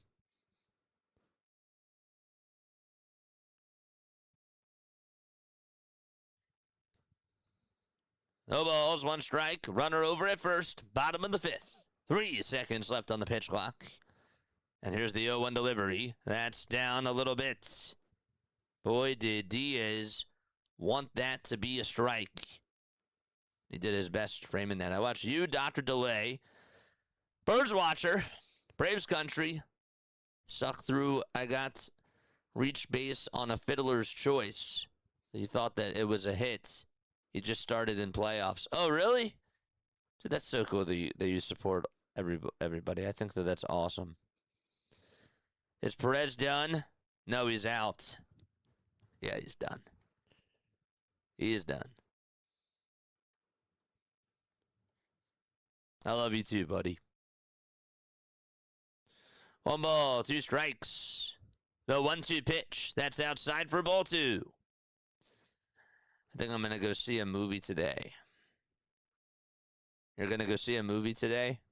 Every day I stream, I watch a movie when it comes to baseball. These games are long. 2 balls, 2 strikes. The 2-2 pitch. Check swing, did he go? No, he did not. Sometimes I watch like 7 movies combined at the same time. That's called Diamond Zone.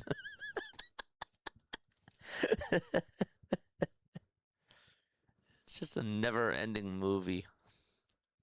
Diamond Zone is basically like NFL Red Zone, but it's for baseball. 3-2 pitch up high for ball 4. They thought about throwing it over to second, but obviously now it's a dead ball, and so 2 runners on base for the Fish. Let's go! Wake up, chat! George! So a single by Casey, and now he's over at second because Leo Jimenez got on with a walk, and Brian Navarreto is going to come on up to the plate.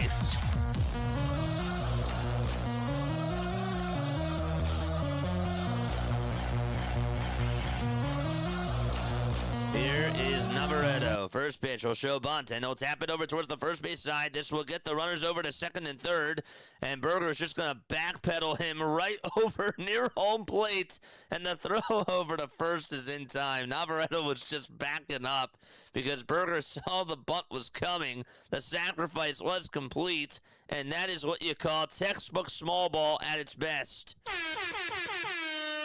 That was so funny, though. He's like, I know I'm going to be out if you're going to tag me, so I'm just going to backpedal.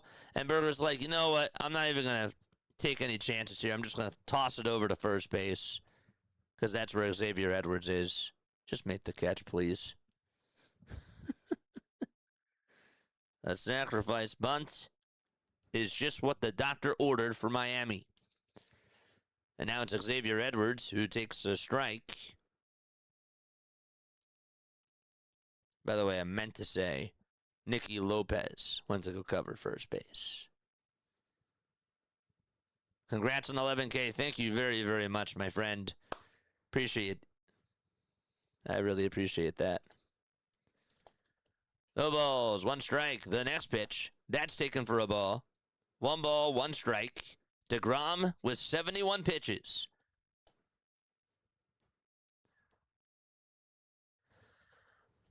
Runners are now at second and third. 1 out, bottom of the 5th. The 1-1 delivery, and a good block there. I mean, that was really awesome by Elias Diaz. Had to block a curveball that was in the dirt and just kept it out in front of him, slid his feet, and got it right off the chest pad. Didn't knock too far away either. 2 balls, 1 strike. 5 seconds left on the pitch clock, and the 2-1 delivery. That's just a bit outside for ball 3. Anthony Bender is warming up in the Marlins bullpen. 3 balls, 1 strike. Runners over at second and third. Casey's at third. And then you got Jimenez over at second. The 3-1 pitch, swing and a miss. Really good change up there by DeGrom. Went from 12 to 6. You do score predictions. During the beginning of the game, I'll give like a final score prediction. And I have people post that. I actually didn't even do one for this game, so I do apologize about that. Not going to give one now. Should I still give one now? All right, I'm going to go 4-3 Texas. Just like the first game of the series. That's my final score prediction. 4-3 Texas. 3-2 pitch, here it comes. And that's fouled away towards the left side. 4-3 Texas, and my MVP.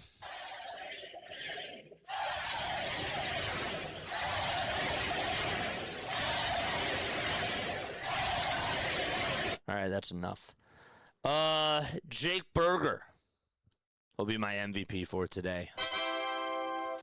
3 balls, 2 strikes. The payoff pitch, here it comes. This is going to be lined out to right field for a base hit. Casey's going to jog on home. Right behind him is Jimenez. Here's the throw. It's cut off by Berger. And Jimenez actually stops over at third regardless. It's a 2-1 ball game. Kind of surprised that Jimenez didn't go there. I know that Nimmo has a good arm out in right field, but I thought maybe he was going to take a chance. 2-1 on the RBI single by Xavier Edwards, and the Marlins get the lead.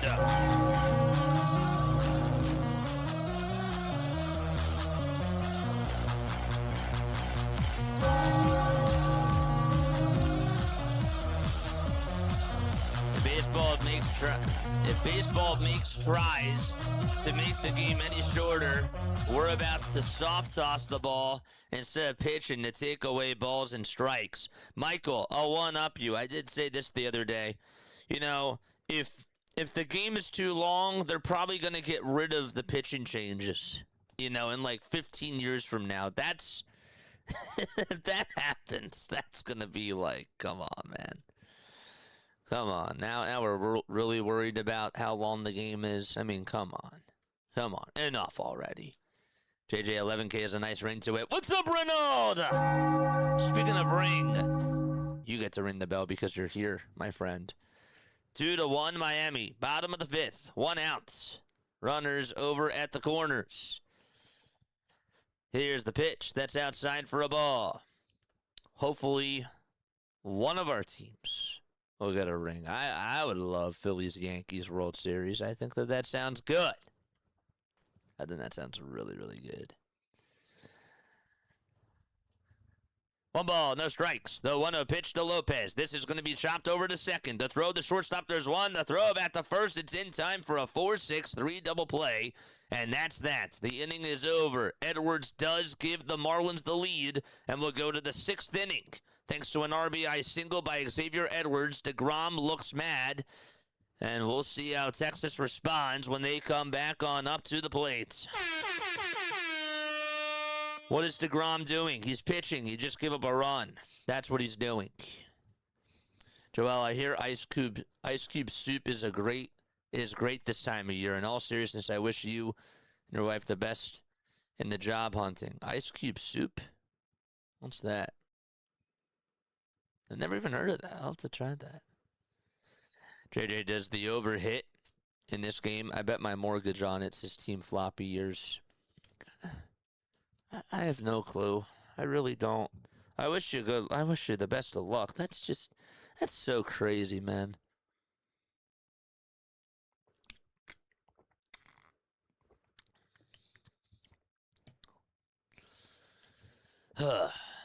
Coming up, that's my prediction. Y'all think Nimmo can get a run or a hit or an RBI?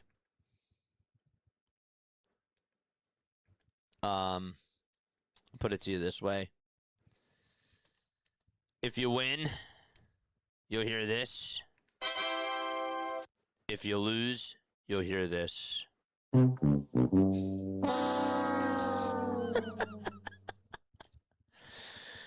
Good luck. May the best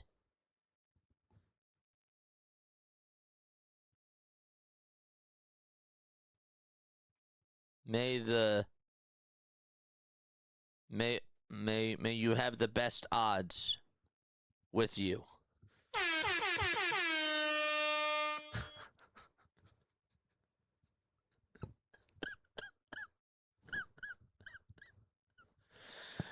Yeah. Oh man. It's ice cubes with water, JJ. I kind of figured that. Ice cube soup. Ice cube soup. Well, no, I was to be fair, I was thinking of like the rapper Ice Cube with a brand, you know, like a soup brand, or like maybe he had a soup sponsor. That's what I was sort of thinking. I never actually even thought about the idea that there would even be a thing called Ice Cube soup, you know, but I was thinking more so of the lines of the rapper Ice Cube. Here's Justin Foscue, who's up to bat. King versus Foscue. And the 1-1 pitch, line drive hit out over to left field, backpedaling and making the grab just shy of the track for out number 1 is Heriberto Hernandez. 1 up and 1 down. John King is still pitching.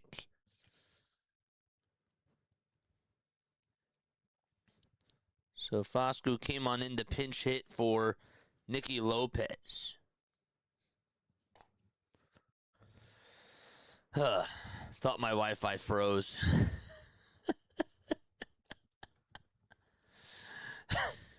The pitch. That's the Jock Peterson.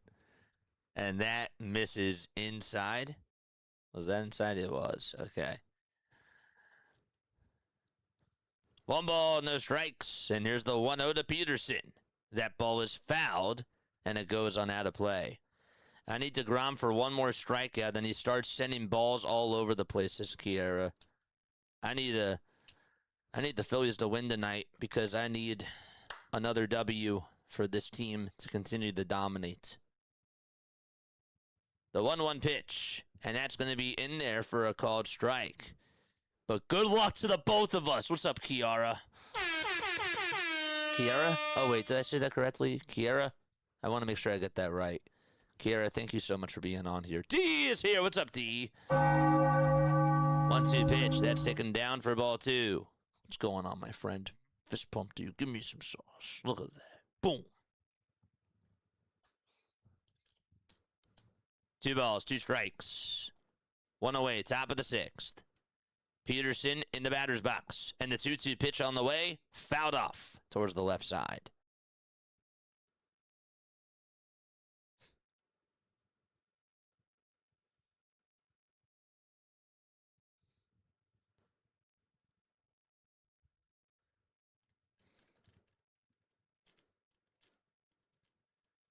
Two balls, 2 strikes, 1 out, top of the 6th. The 2-2 on the way, and Peterson fell tips it into the glove for strike 3. 2 outs, top of the 6th. Drop a chair in the chat for John King. How the Mets doing? How are those Mets doing? The Mets, well, we have a rain delay, not in New York, but in Chicago. The White Sox are going to start the game off late against Cleveland. We got ourselves another timeout here in this ball game.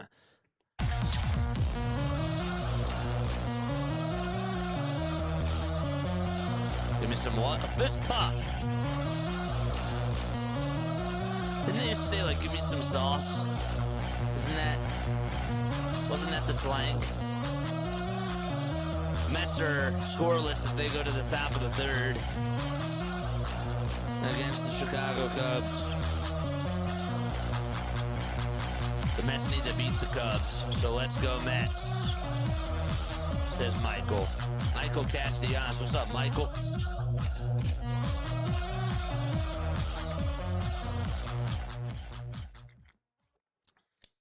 There we go. Ugh. Boy, oh boy. Boy, oh boy. 11,028 of you have hit the sub button. Just a friendly reminder, chat. We will be on tonight for the Phillies game. If you do want to follow me on the social media platforms, well, you most certainly can. You also don't have to if you don't want to. But if you do, here are my socials. I'm going to post them down below. You can just click on that link tree, and then you get access to all my social media pages. You should definitely go check them out. The other thing I wanted to make sure that I mentioned too is YouTube memberships. Yeah, YouTube memberships are cool. YouTube memberships are awesome. It's $2.99 a month. Basically, you get all these emojis. The more members we get, actually, the more emojis we get too, which is really cool. But you get all these emojis. Whatever DE just posted down below, that was an emoji. Yes, it was. There it is right there. You see a Philly fanatic, and you see a little guy that has glasses, that has a blue cap on and a little beard. I don't know who that is, but you can click on him too. That's pretty cool. 2 outs, top of the 6th, and then we got some other Phillies emojis as well. The pitch, line drive, base hit up the middle by Wyatt Langford, and so a 2-out single against Anthony Bender on Bender's first pitch. And so he is over at first base. Wyatt Langford has had himself quite a day. He homered in his last at-bat, and in his third at-bat of the game, gets on with a single right down Broadway. So, yeah, you think Langford will get over 4.5 plate appearances? It depends on if the Texas Rangers can hit. I would say probably not. Maybe. Maybe. It might happen. If the game's tied, that could probably help. No balls, 1 strike. He'll get at least 1 more. The 0-1 pitch to Josh Jung. It's in there for a strike. Here's the throw to second, and Langford is safe. Gets his feet in there first. Had a good jump, too. He did. Navarrete, though, has an arm. I will tell you that. Another really good throw. That time, though, he was safe. But, wow. That guy, I'll be completely honest with you, and there's some really good catchers out there. This guy might have one of the best arms. From just watching this game alone, he has a really good arm. 0-2 pitch, and that's a foul ball. Like, he'll even throw one from his knees over to second base, and it doesn't even hit the ground. Just to throw it 90 feet like that, man. No balls and 2 strikes. There's some kids out there that must be on a field trip. It's a pretty cool field trip, I would say. 0-2 pitch. He goes around, and Jung is down on strikes. Jung's like, not even an appeal. Come on, ump. The umpire says we're going to the bottom of the 6th inning. Okay. So it is a 2-1 lead for the Marlins. JJ is your favorite streamer's favorite streamer. I like that. Your favorite streamer's favorite streamer. That's cool. I don't know. There's a lot of really good streamers out there, but thank you for supporting us. It does really mean a lot, and it goes a very, very long ways. Just want to try to do my best to be able to support everybody else. Like you said, Miss Pusha. We have a word that we say in Yiddish called Meshuggah. JJ, you're driving me Meshuggah. It's one of my favorite words. It means that you're driving me crazy or loco. Congrats on 11K, JJ. Thank you so much, Be Blazing. How we doing tonight, chat? How we feeling? Eating noodles today. I wish you could be my dad. Well, I'm not ready for kids yet, so with all due respect, I'm good with just being by myself for now. First, I gotta get into the dating game. That's step one. I'm not ready for being a papa, even though people call me young on here, which is cool. But what's going on? How you guys doing? How we feeling? I'm ready for the bottom of the sixth, man.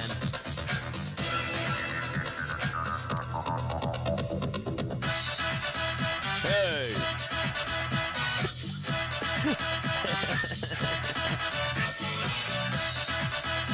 Haley's gonna make me think about SpongeBob every time I play that, man. Every time I play that, she's just gonna make me think about SpongeBob. Because I really did not know that it was from, that it was also used in that, and it's a different key. Never even thought about that. The Jellyfish song. The pitch, that's outside for a ball. This is Kyle Stowers who's up at the plate. Stowers versus DeGrom. 79 pitches for Jacob DeGrom. 8 homers this year for Stowers. And so far today, he's 0 for 2 with 2 strikeouts. And the 1-0. That's outside for ball 2. DeGrom behind in the count so far. It's easy to get a girl. Well, it's easy for some, and it's harder for others. It's just the truth. Everybody has different experiences. Everybody has different backgrounds. Everybody grows up in different areas, and everybody has their own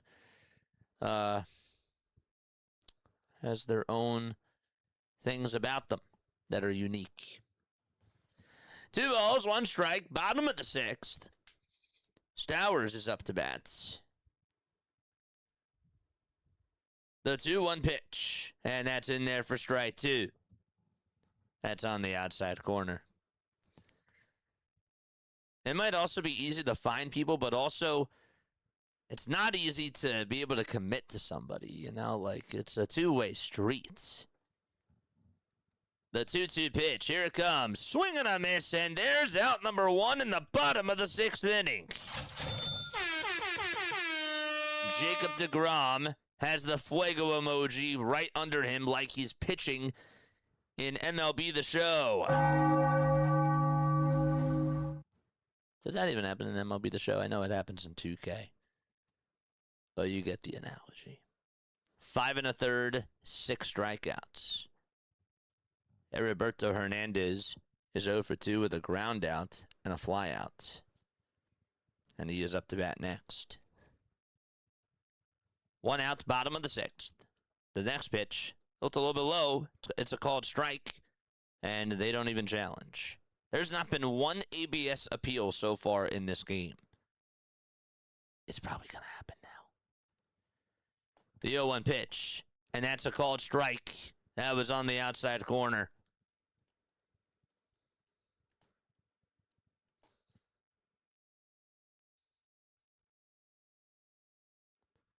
That's true. That is true, Doc. No balls, 2 strikes. Bottom of the 6th, 1 out. 85 pitches for Jacob DeGrom, and he gets the signs, and the 0-2 pitch is going to be chopped foul again towards the third base side. Hernandez took one for a ride out to left field his last time up, but it just stayed in the ballpark. He was looking to try to get his 3rd homer in his last 4 games. No balls, 2 strikes. DeGrom gets set, kick, steal, swing and a miss again. DeGrom is on fire. Somebody cool down Jacob DeGrom. He's unconscious right now. Another just nasty slider. And Hernandez swung over top of it and sort of reached out in front of it, too. And got nothing but air. Here's the next pitch. Swing and a miss that time. The fastball works, and it's at 96 right down Broadway. DeGrom has won 2 Cy Youngs. He's been an All-Star 5 times. Also won Rookie of the Year in 2014. And has a lifetime 2.62 ERA. He's also 51 strikeouts away from getting the 2,000. The 0-1 pitch, another swing and a miss. A lot of whips tonight from Jacob DeGrom.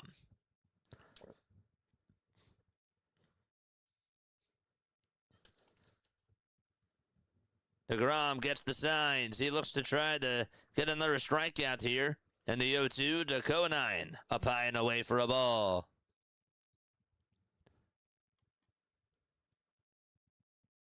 5 2/3, 7 strikeouts. 16 pitches in the first, 15 in the second, 10 in the third, 15 in the fourth, 22 in the fifth, and 12 in the sixth. And the 1-2 pitch, and there's another one! Another swing and a miss! 1,950 career strikeouts for Jacob deGrom.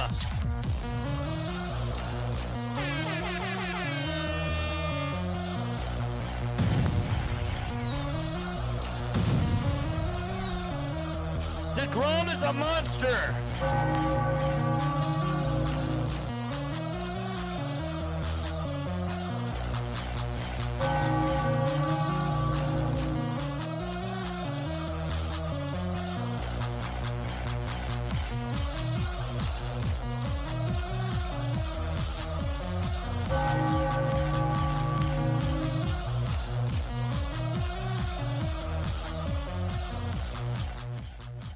Every time you watch him and he just pitches and he goes out there like this, you just think to yourself, just what a heck of a career. Obviously, injuries have been a big part of his career, but give him a lot of credit because he's had some terrible injuries and he has really done such a good job with his bounce back overall. It's been fantastic. 6 innings, 8 strikeouts on 91 pitches for Jacob deGrom. And I'll tell you what, if you're the Texas Rangers, you've got to be thrilled with that. You've got to be thrilled with that type of an outing. I said that the Texas Rangers were going to really try to squeeze the lemon out of Jacob deGrom today, and they were going to hope that he goes for 7 innings, and well, it looks like that wish is going to come true for the most part. Brandon Nimmo will lead off the top of the 7th inning for the Texas Rangers. It'll be Nimmo, Berger, and Duran. Just 9 hits so far in this game combined, and 3 combined runs as well. The series is tied. The Rangers won 4-3 in the first game, and the Marlins took the second game, and they won 6-4. And this series is wrapping up this afternoon. We are in the 7th inning. 2-1 Miami. Marlins are looking for their 42nd win. And here's Brandon Nimmo. White and blue batting gloves. And his first pitch is way up high and inside from Anthony Bender. Had to dodge out of the way.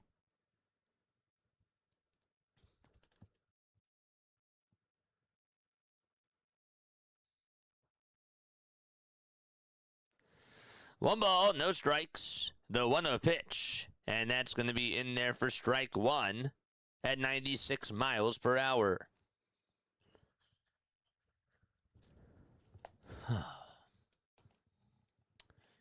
I love baseball. The 1-1 pitch, swing and a miss again. Really good slider that Bender just threw. I hate to be this guy. I hate to be this guy. But I'm going to be this guy. The 1-2 pitch, swing and a miss, and Bender gets a strikeout. I think it's so funny how John King and Anthony Bender are on the same team and they just pitched.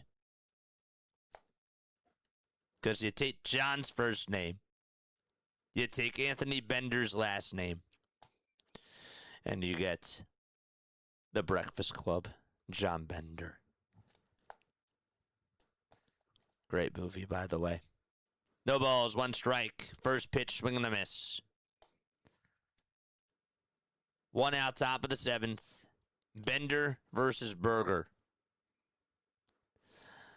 Wasn't really a St. Elmo's Fire guy, but I do like the Breakfast Club. The 0-1, and that's down the middle for strike 2.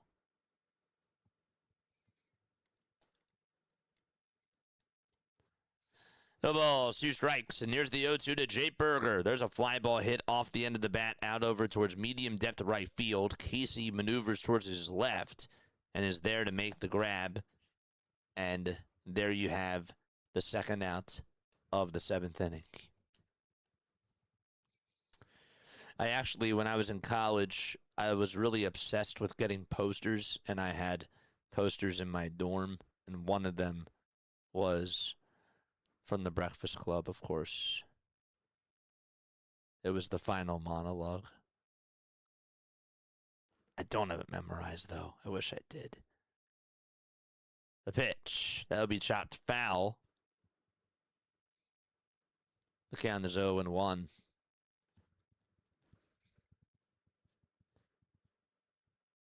This is Ezekiel Duran. Stir Show says, let's go Marlins.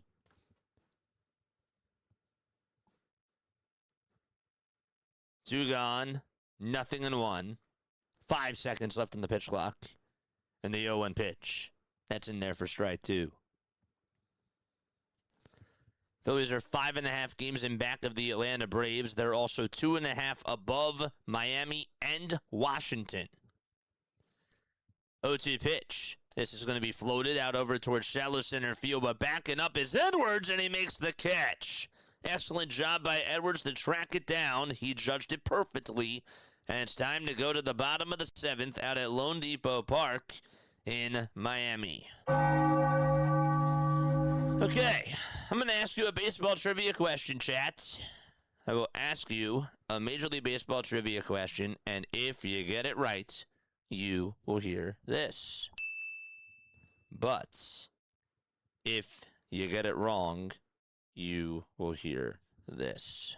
We're going to go plain and simple today, chat. We're going to do something very, very simple. Does anybody know who has the most hits in Marlins franchise history? The most hits in Marlins franchise history. This is part A. Part A.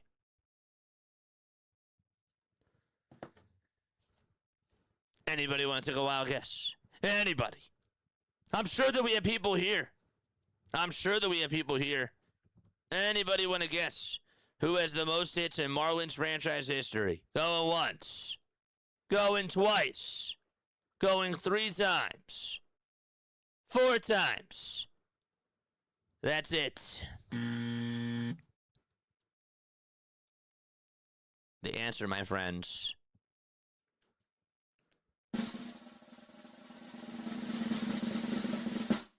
Luis Castillo is the answer. Castillo had 1,273 hits as a Marlin. Miguel Cabrera, I have no idea. Miguel Cabrera was a really good guess. It was not Miguel Cabrera. Mike Lowell, also incorrect. Nope. Castillo had the most at-bats, the most plate appearances, the most runs scored, and the most hits. That is the trivia question for part 1. We'll have part 2. I was going to say that, says Perk. Shoulda, woulda, coulda.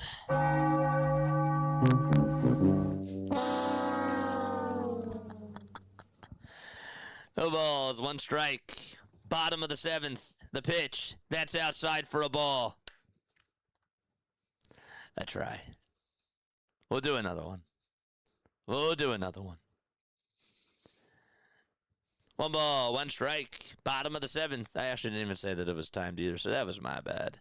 1-1 pitch. Swing and a miss. This is Tyler Alexander who's pitching. Sean Alexander. Who's that? I don't know. I just made that up. 2.87 ERA, 31 years old, 6 feet 1 inch tall, 214 pounds. Oh my gosh. 1-2 pitch. Here it comes. And Alexander throws a sweeper. Swing and a miss. And there's out number 1. Jacob Marcy goes fishing. But he's on the fish. Yes, he is. 1 away, bottom of the 7th. 2-1 Miami. Not a lot of scoring in this one. And here's Astory Ruiz, the former Athletics player. 4 homers and 9 RBIs so far for him. The pitch, that's up high for a ball. This guy can fly. He is so fast. You get him on the bases, he'll do damage. 1 ball, no strikes. 1 out, bottom of the 7th, and the 1-0 swing and a miss. That was way outside and low. Astory Ruiz, just to bat that up, by the way, mentioned that he has 4 homers and 9 RBIs. He has had 73 at-bats, and he has 14 stolen bases. The 1-1, swing and a miss. With Oakland back in 2023, he played in 400. He actually played in 132 games. He had 67 steals. That's how fast he is. Just has to hit. That's the thing. He's now 27 years old.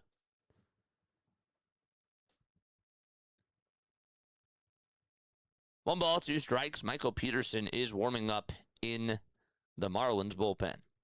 And the 1-2 to Ruiz. And he'll pop this one up a mile high towards the first base side in foul ground. Berger over by the dugout will make the catch for out number 2. 2 up and 2 down in the bottom of the 7th.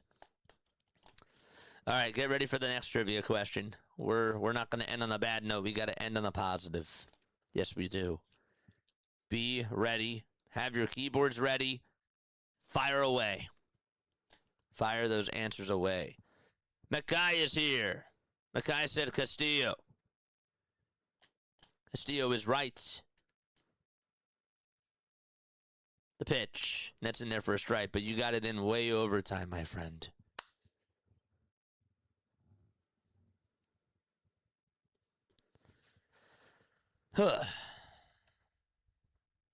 Here's the pitch on the way. That is a foul ball. One thing is for sure, death, taxes, and the Rangers suck at baseball. Where is that from? Death, taxes, and what? Like what's that like a reference to? Like, is that from a movie? I've always wanted to know. I've never actually looked it up. Is that actually from like a movie? The 0-2 pitch. That's down and away for a ball. What game are you gonna watch next? The next one that I watch, which is gonna be Phillies versus Nationals. We cover the Phillies, baby. You see the hat right here? We do the Phillies. Yes, we do. But what's going on, my friend? Good to see you on here. The 1-2. High for ball 2. 2 balls and 2 strikes. 3 seconds are left on the pitch clock. And the 2-2 pitch, here it comes. And that's a called strike 3 at the knees. Jimenez will challenge. He says, no, it's not. And the home plate umpire, James Jean, says, okay, you want a challenge? We'll see what the judge has to say. And the call stands. There's strike 3. And we go to the next inning, which is the top of the 8th. It's still a 2-1 ball game. Miami is still up by 1. I think it's just a saying. Gotcha. I thought it was from a movie or something. Because I've heard people say it, and I'm like, that has to be from something. It has to be from something. I like it, though. It's like 2 strangers, walk into a bar.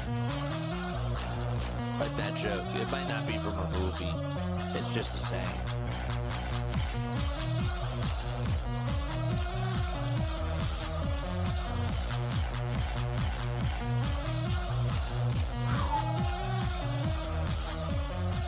All right, our next trivia question. I'm going to ask you a trivia question. If you get it right, you'll hear this. If, however, you get it wrong, you will hear this. Okay, so the next trivia question that I have for you is, does anybody know who led the Texas Rangers in home runs in 2009? That's the question that I have for you. 30 seconds on the clock, and the 30 seconds start right now. Who led the Rangers in homers in 2009? Go.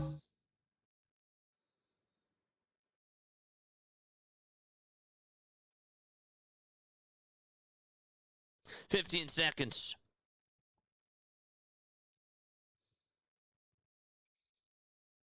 10, 9, 8, 7, 6, 5, 4, 3, 2, 1. I bet it was Corey Seager. Wrong. Michael Vick. Wrong. Michael Vick is incorrect. Michael Vick was certainly incorrect. Nelson Cruz got it. Yes, sir. McKay got it. Dr. DeLay got it. J-Dub said Josh Hamilton. No. Not in 2009. Not in 2009. Could also think about Hank Blaulock, who also had 25 homers, but Nelson Cruz had 33 that year. Nelson Cruz is correct. During the 2009, I probably should have just said regular season. 1 ball, 1 strike. Top of the 8th inning. Alberto Ozuna is up to bat. Peterson is still pitching for the Fish. He's actually just came on the pitch. Excuse me. 1-1, and that's going to be lined foul. Nelson Cruz is right. I fooled you.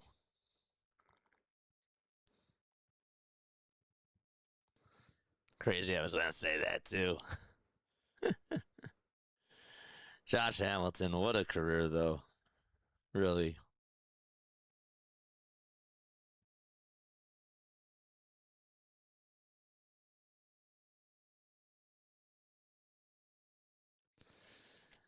The pitch. Now it's 1 ball, 2 strikes.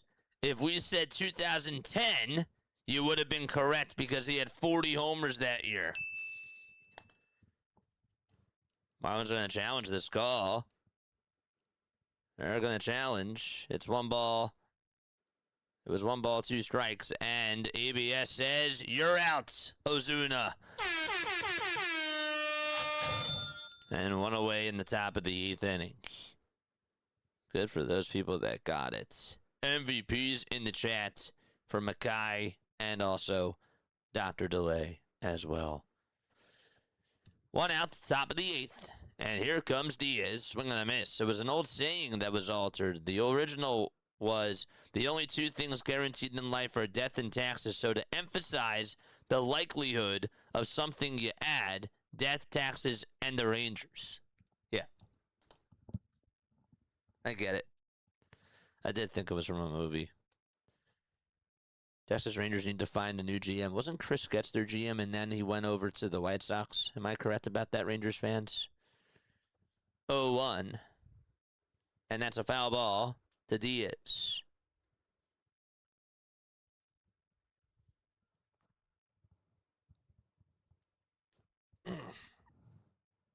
That feels good. No balls, 2 strikes, top of the 8th, and the 0-2 upstairs for a ball. To make it now 1-2. Thank you all again so much for the likes. We have 170 people that are still tapping on in with us. And again, folks, please make sure that you guys go follow Dr. DeLay. He does an awesome job. 1-2 pitch. There's another swing and a miss, and there's out number 2 here in the top of the 8th inning. Yes, sir. Dr. DeLay, YouTube goats. Yep. You guys both are incredible. 2 outs, top of the 8th inning. 8 seconds left on the pitch clock.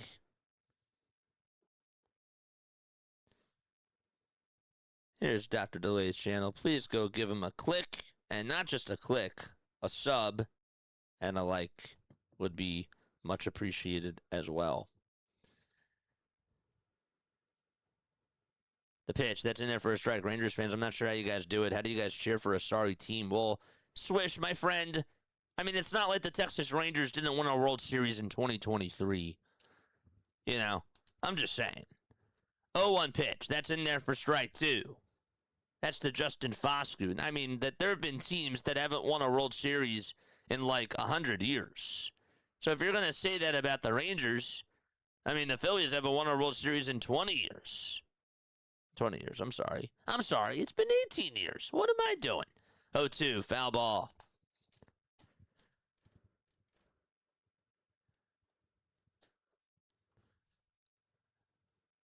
Cheering for the Rangers feels like pulling my eyes from my skull. No balls, 2 strikes, 2 outs, top of the 8th inning.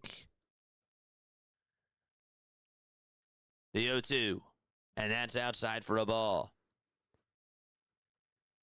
I mean, the Mets, when was the last time that they won? You know? It could be a lot worse. Could be a lot worse. 1-2 pitch, and there's a called strike 3 at the knees. Peterson gets it done. All right, and so we go to the bottom of the 8th inning out in Miami. Has Brandon batted yet? Brandon Nimmo has batted a total of 3 times. Welcome on into the party.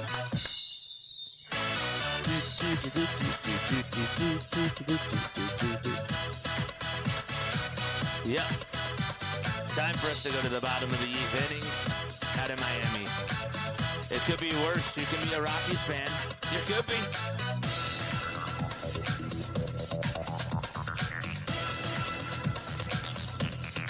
It could be. I'm just saying, though, that at least you got a World Series.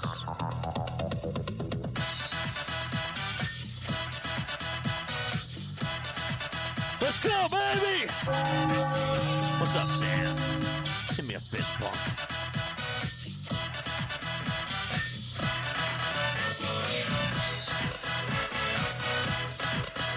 2:20 p.m. Eastern Time. It's a Wednesday afternoon. We're partying it up. Yes, we are.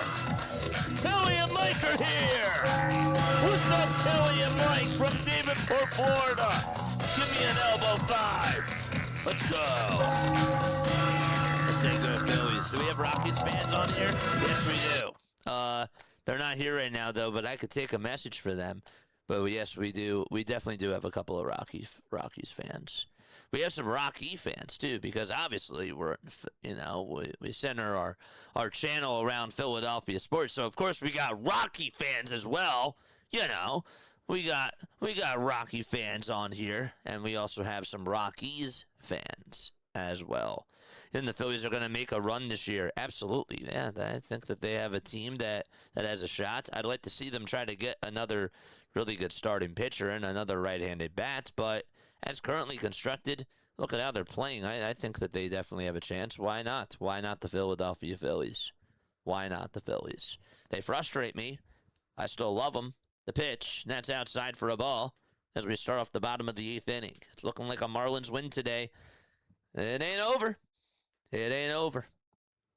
Cole Wynn's going to pitch 27 games, a 2-2 record, and a 5.79 earned run average. And the 1-0 pitch, that looked a little bit down. It's called strike anyways. Man. So it's 1 ball, 1 strike to Navarreto. It's 2-1 Miami. 4 hits for the Marlins. 1 big one from Griffin Conine, and the other one was from Edwards. Conine had the RBI double in the bottom of the 4th. And Xavier Edwards had an RBI single in the bottom of the 5th. The pitch, and now it's 2 balls, 1 strike. Just take Casty again? Yeah, no, sure. Yeah, just bring him back. Just bring back Nick Castellanos. That's a great idea. We had a guy that was on here. His last name was Castellanos. I was going to say, yo, get your brother back over to Philly, but I wasn't going to say that. Oh, man. 2 balls, 2 strikes, 1 out. Or, sorry, nobody out in the bottom of the 8th inning. Excuse me.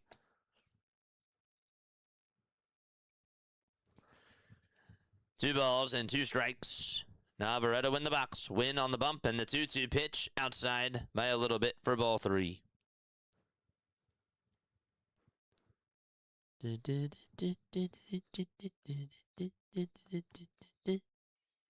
Don't forget to like. Don't forget to subscribe. I bet on Miami for over 1.5 runs scored. Do I cash out?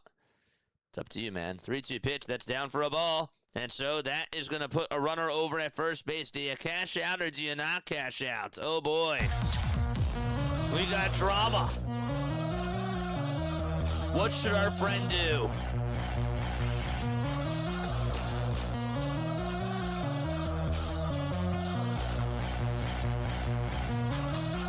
My guy, District Nation's still here.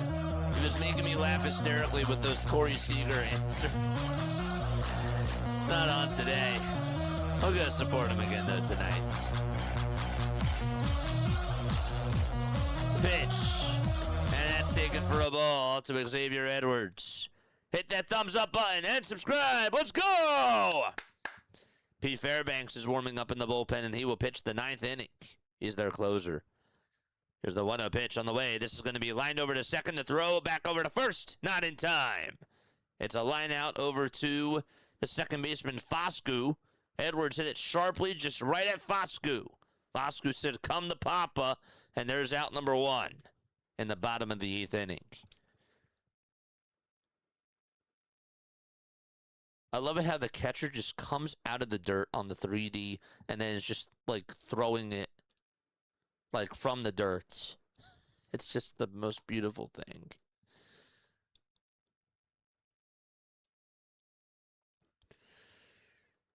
The pitch. This will be bunted foul over towards the left side. And now to play. Miami needs some insurance. I could use insurance. Just kidding. I got insurance. No balls, 1 strike.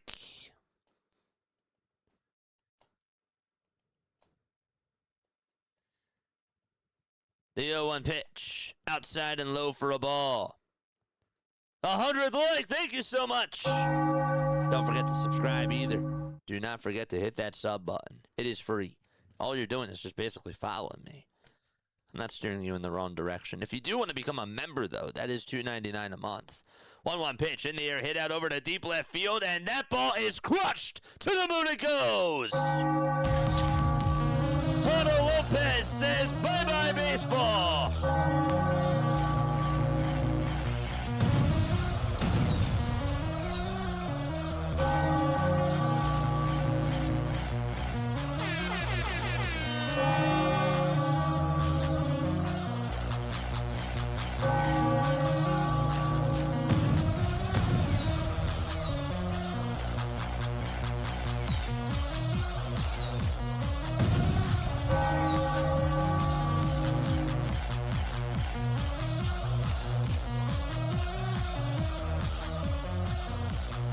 Oh, man. So, we got a 3-run lead here in the bottom of the 8th inning on 1 swing of the bat by Otto Lopez. What a season for Otto Lopez. He's been the best. He has the highest batting average in all of baseball, and he just said goodbye to that one. And we are still in the bottom of the 8th inning. The pitch on the way. There's a line drive out to left center field. A diving attempt, and it's not going to work out. It'll go all the way towards the wall. Stowers rounding second. He'll go over to third. And there's a 1-out triple for Miami. Wyatt Langford took the gamble. It didn't work out there. He went in for all the marbles. Couldn't make the diving catch. And Stowers said, I'm going to go 270 feet.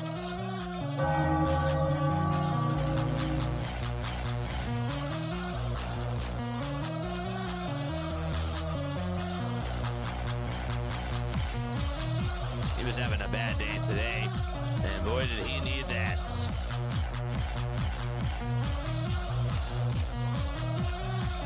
Here comes Heriberto Hernandez. And he swings and misses at the first pitch. The high cheese. Stowers with his second triple of the season, and the 0-1 grounded over to third. Stowers will stay. The throw to first is in the nick of time to get Heriberto Hernandez for out number 2 in the bottom of the 8th inning. After a 2-run home run was hit with 1 out by Lopez, Stowers tripled, and Hernandez just grounded out over to third. And Griffin Conine, it's now his turn.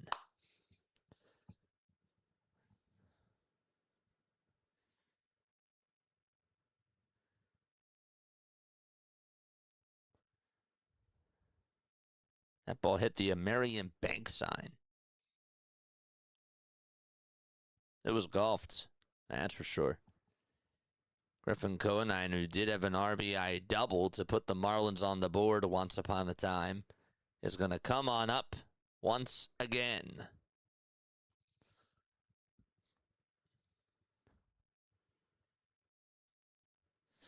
We got ourselves a pitch and change. Yes, we do.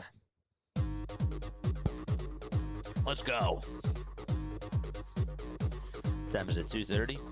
It is 2:30 p.m. Eastern Time. This game is 2 hours and 20 minutes old. Speaking of old, I know that this might be old news, but you're tuning on into Play-by-Play with JJ.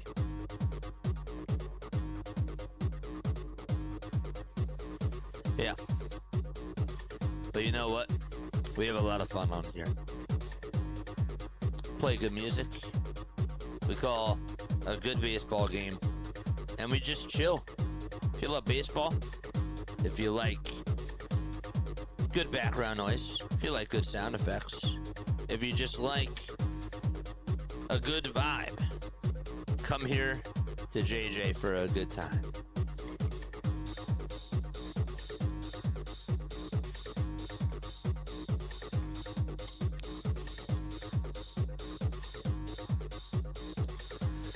Let's go. Wake up, chats. Where are we tuning on in from, chat? Let us know. Where are we tuning on in from tonight, chat? Or this afternoon? Shout yourself out down below. Don't get fired from work. Obviously, if you can't respond, that's totally fine. But I love it when you guys do get active and when you guys do talk. Because then it forces me to shut up more. Or just get louder. Atlanta's in the chats. We got Brazil in the chat. Just kidding.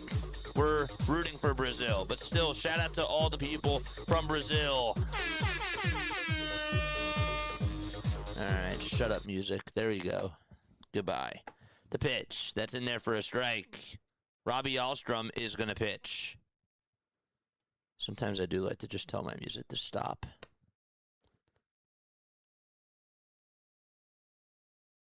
The 0-1. That's in there for strike 2. Alexa, please stop the music.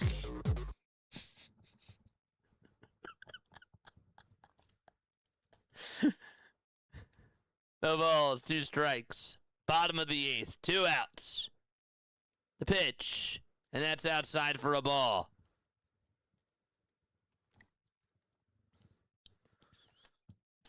We got Central Florida in the house. 1 ball, 2 strikes. Runner over at third. 2 outs. Bottom of the 8th inning. 5 seconds left on the pitch clock. And the 1-2 pitch on the way. Swing and a miss. He struck him out.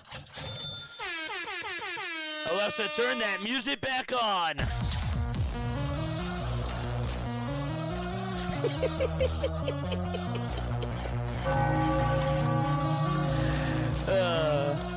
I crack myself up. I really do. I don't take myself seriously sometimes. Go Miami. Rangers blew my cheese by the 4th inning. You're betting on both teams. Wish you the best of luck, my friend. May the better team win, but I guess may both teams win. That can't happen, JJ. Well, maybe there is a world where it does. Oh, man. Rangers are taking the L. Stop spoiling the game. Just kidding. You're not spoiling. Good to see you on here. Rangers lost for sure. I will tell you that the Philadelphia Phillies were down 5-0 yesterday, and then they were down 5-2. Then they were up 6-5 in the 8th inning, and then they were down to their final strike in the 9th, down by 2, and they came back and they put up 8 runs in the 9th inning, all with 2 outs. If that can happen, anything is possible. Absolutely it is. So the game's not over. You got to play all 27 outs. That's just how baseball works. So I'm not saying that anything is over. That's the beauty about baseball. We've seen crazy things happen this year. So that's where I stand. If the game was done, I'd say goodbye to everybody. And that would be it. Just like this. I'll see you later.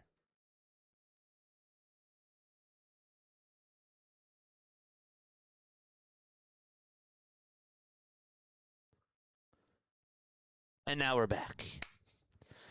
4-1 as we go to the top of the 9th. All right, Pete Fairbanks is now going to pitch. Fairbanks has a 3-run lead to deal with. GG's. That's right. Top of the 9th. Here's the pitch. That's outside for a ball.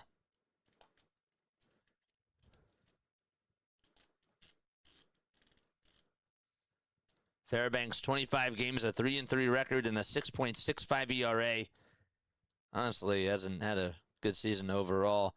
1-0 pitch, fly ball hit out over towards deep right center field. That ball is gonna go! Chuck Peterson with a homer! I thought the game was over! It's done!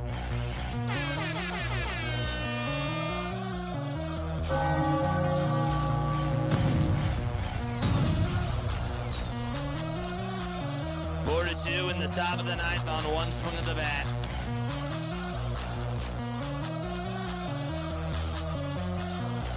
.426 feet.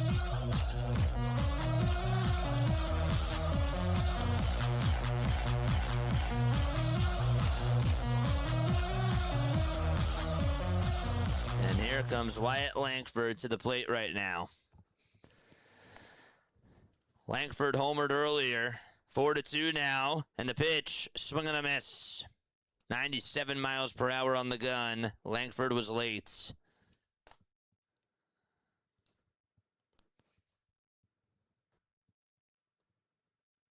No balls, 1 strike. Langford 2 for 3. 5 seconds left on the pitch clock. The 0-1 pitch, up high for a ball. And so it's 1 ball and 1 strike. The game's over, JJ. That's it.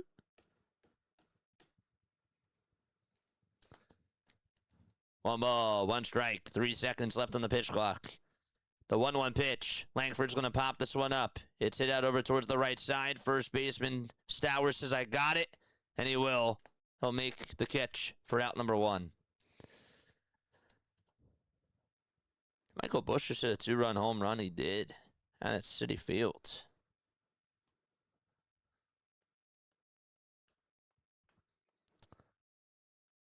JJ, I wasn't able to watch the stream last night and admittedly turned it off at 5-0. But when I saw the final box score, I went back to rewatch your play-by-play of the 8th and the 9th. What a game. Dude, thank you so much. I appreciate that. It was really cool. It was so cool. The pitch. That's in there for a strike. Fairbanks with 6 pitches. Jung is 0 for 3. The 0-1 pitch. Swing and a miss. The fastball was down the middle. The count's now 0-2.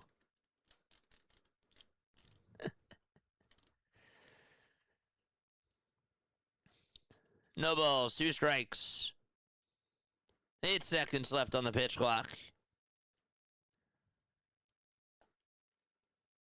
The 0-2 pitch. And Jung fouls this one off. And that one goes on out of play. Jock Peterson yesterday had a 9th inning homer off of Pete Fairbanks. He just did that again.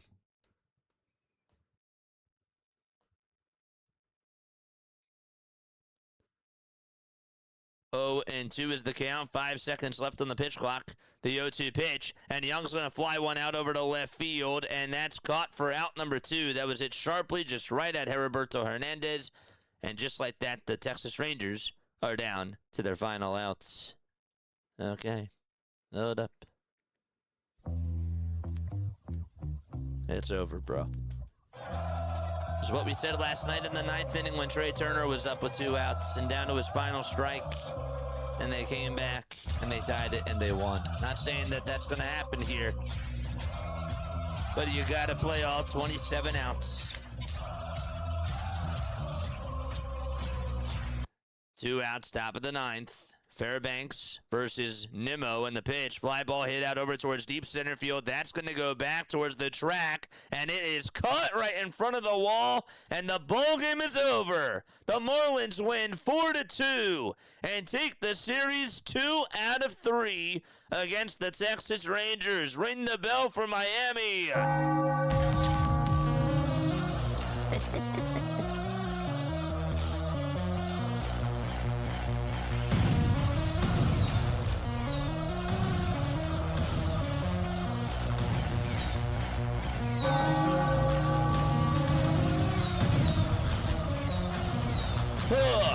Another baseball game in the books.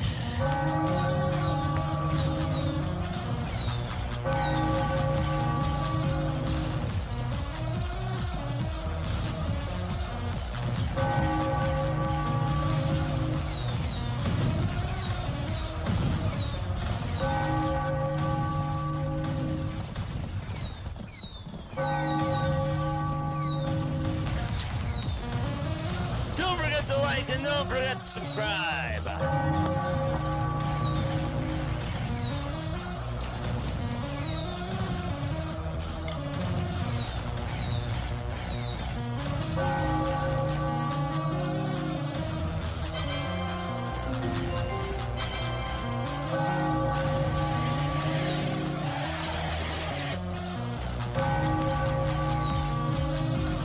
All right.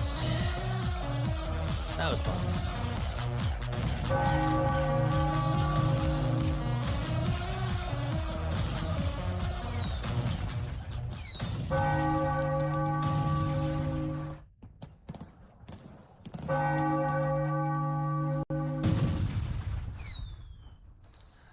To all my winners and to all of my losers.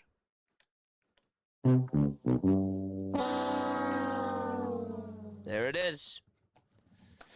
It's great. Awesome stuff. That was a lot of fun. We had a good time. The Marlins. Yeah, man. The Marlins showed a lot of fight today. The Marlins did a really good job. And look, Jacob deGrom, like the Texas Rangers relied on Jacob deGrom to go out there and give you a strong performance. I'm actually, to be honest with you, I'm a little bit surprised that he didn't go out there for the 7th inning. I would have done that. I thought that was a little bit weird that they didn't do that. And instead, Alexander pitched, and Alexander did fine. It didn't backfire on them, but Cole Winn did not do a good job. He did not do a good job at all. And that home run that was hit by Otto Lopez, that was the game right there. If Fairbanks comes on in and it's a 1-run game, again, like, it could be a different story. But the offense just did not have Jacob deGrom's back today.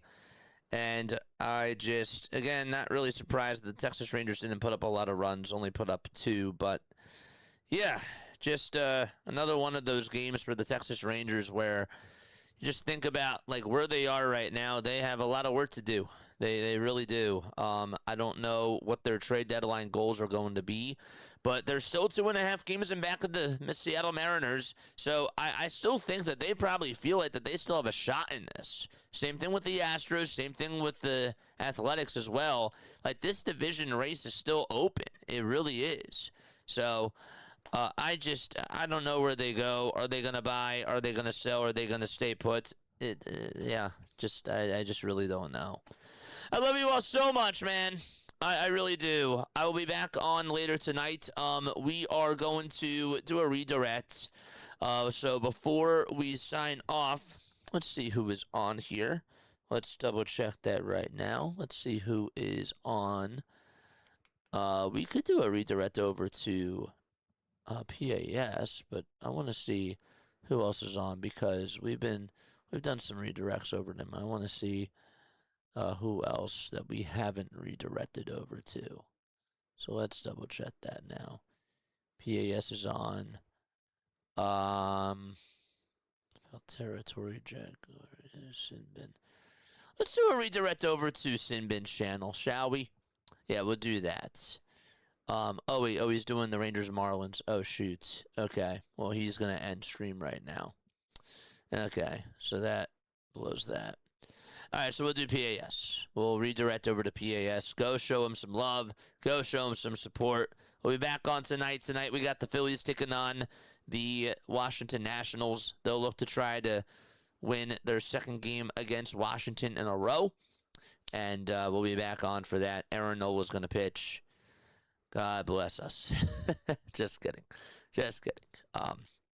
But yeah. So Nola is going to pitch tonight.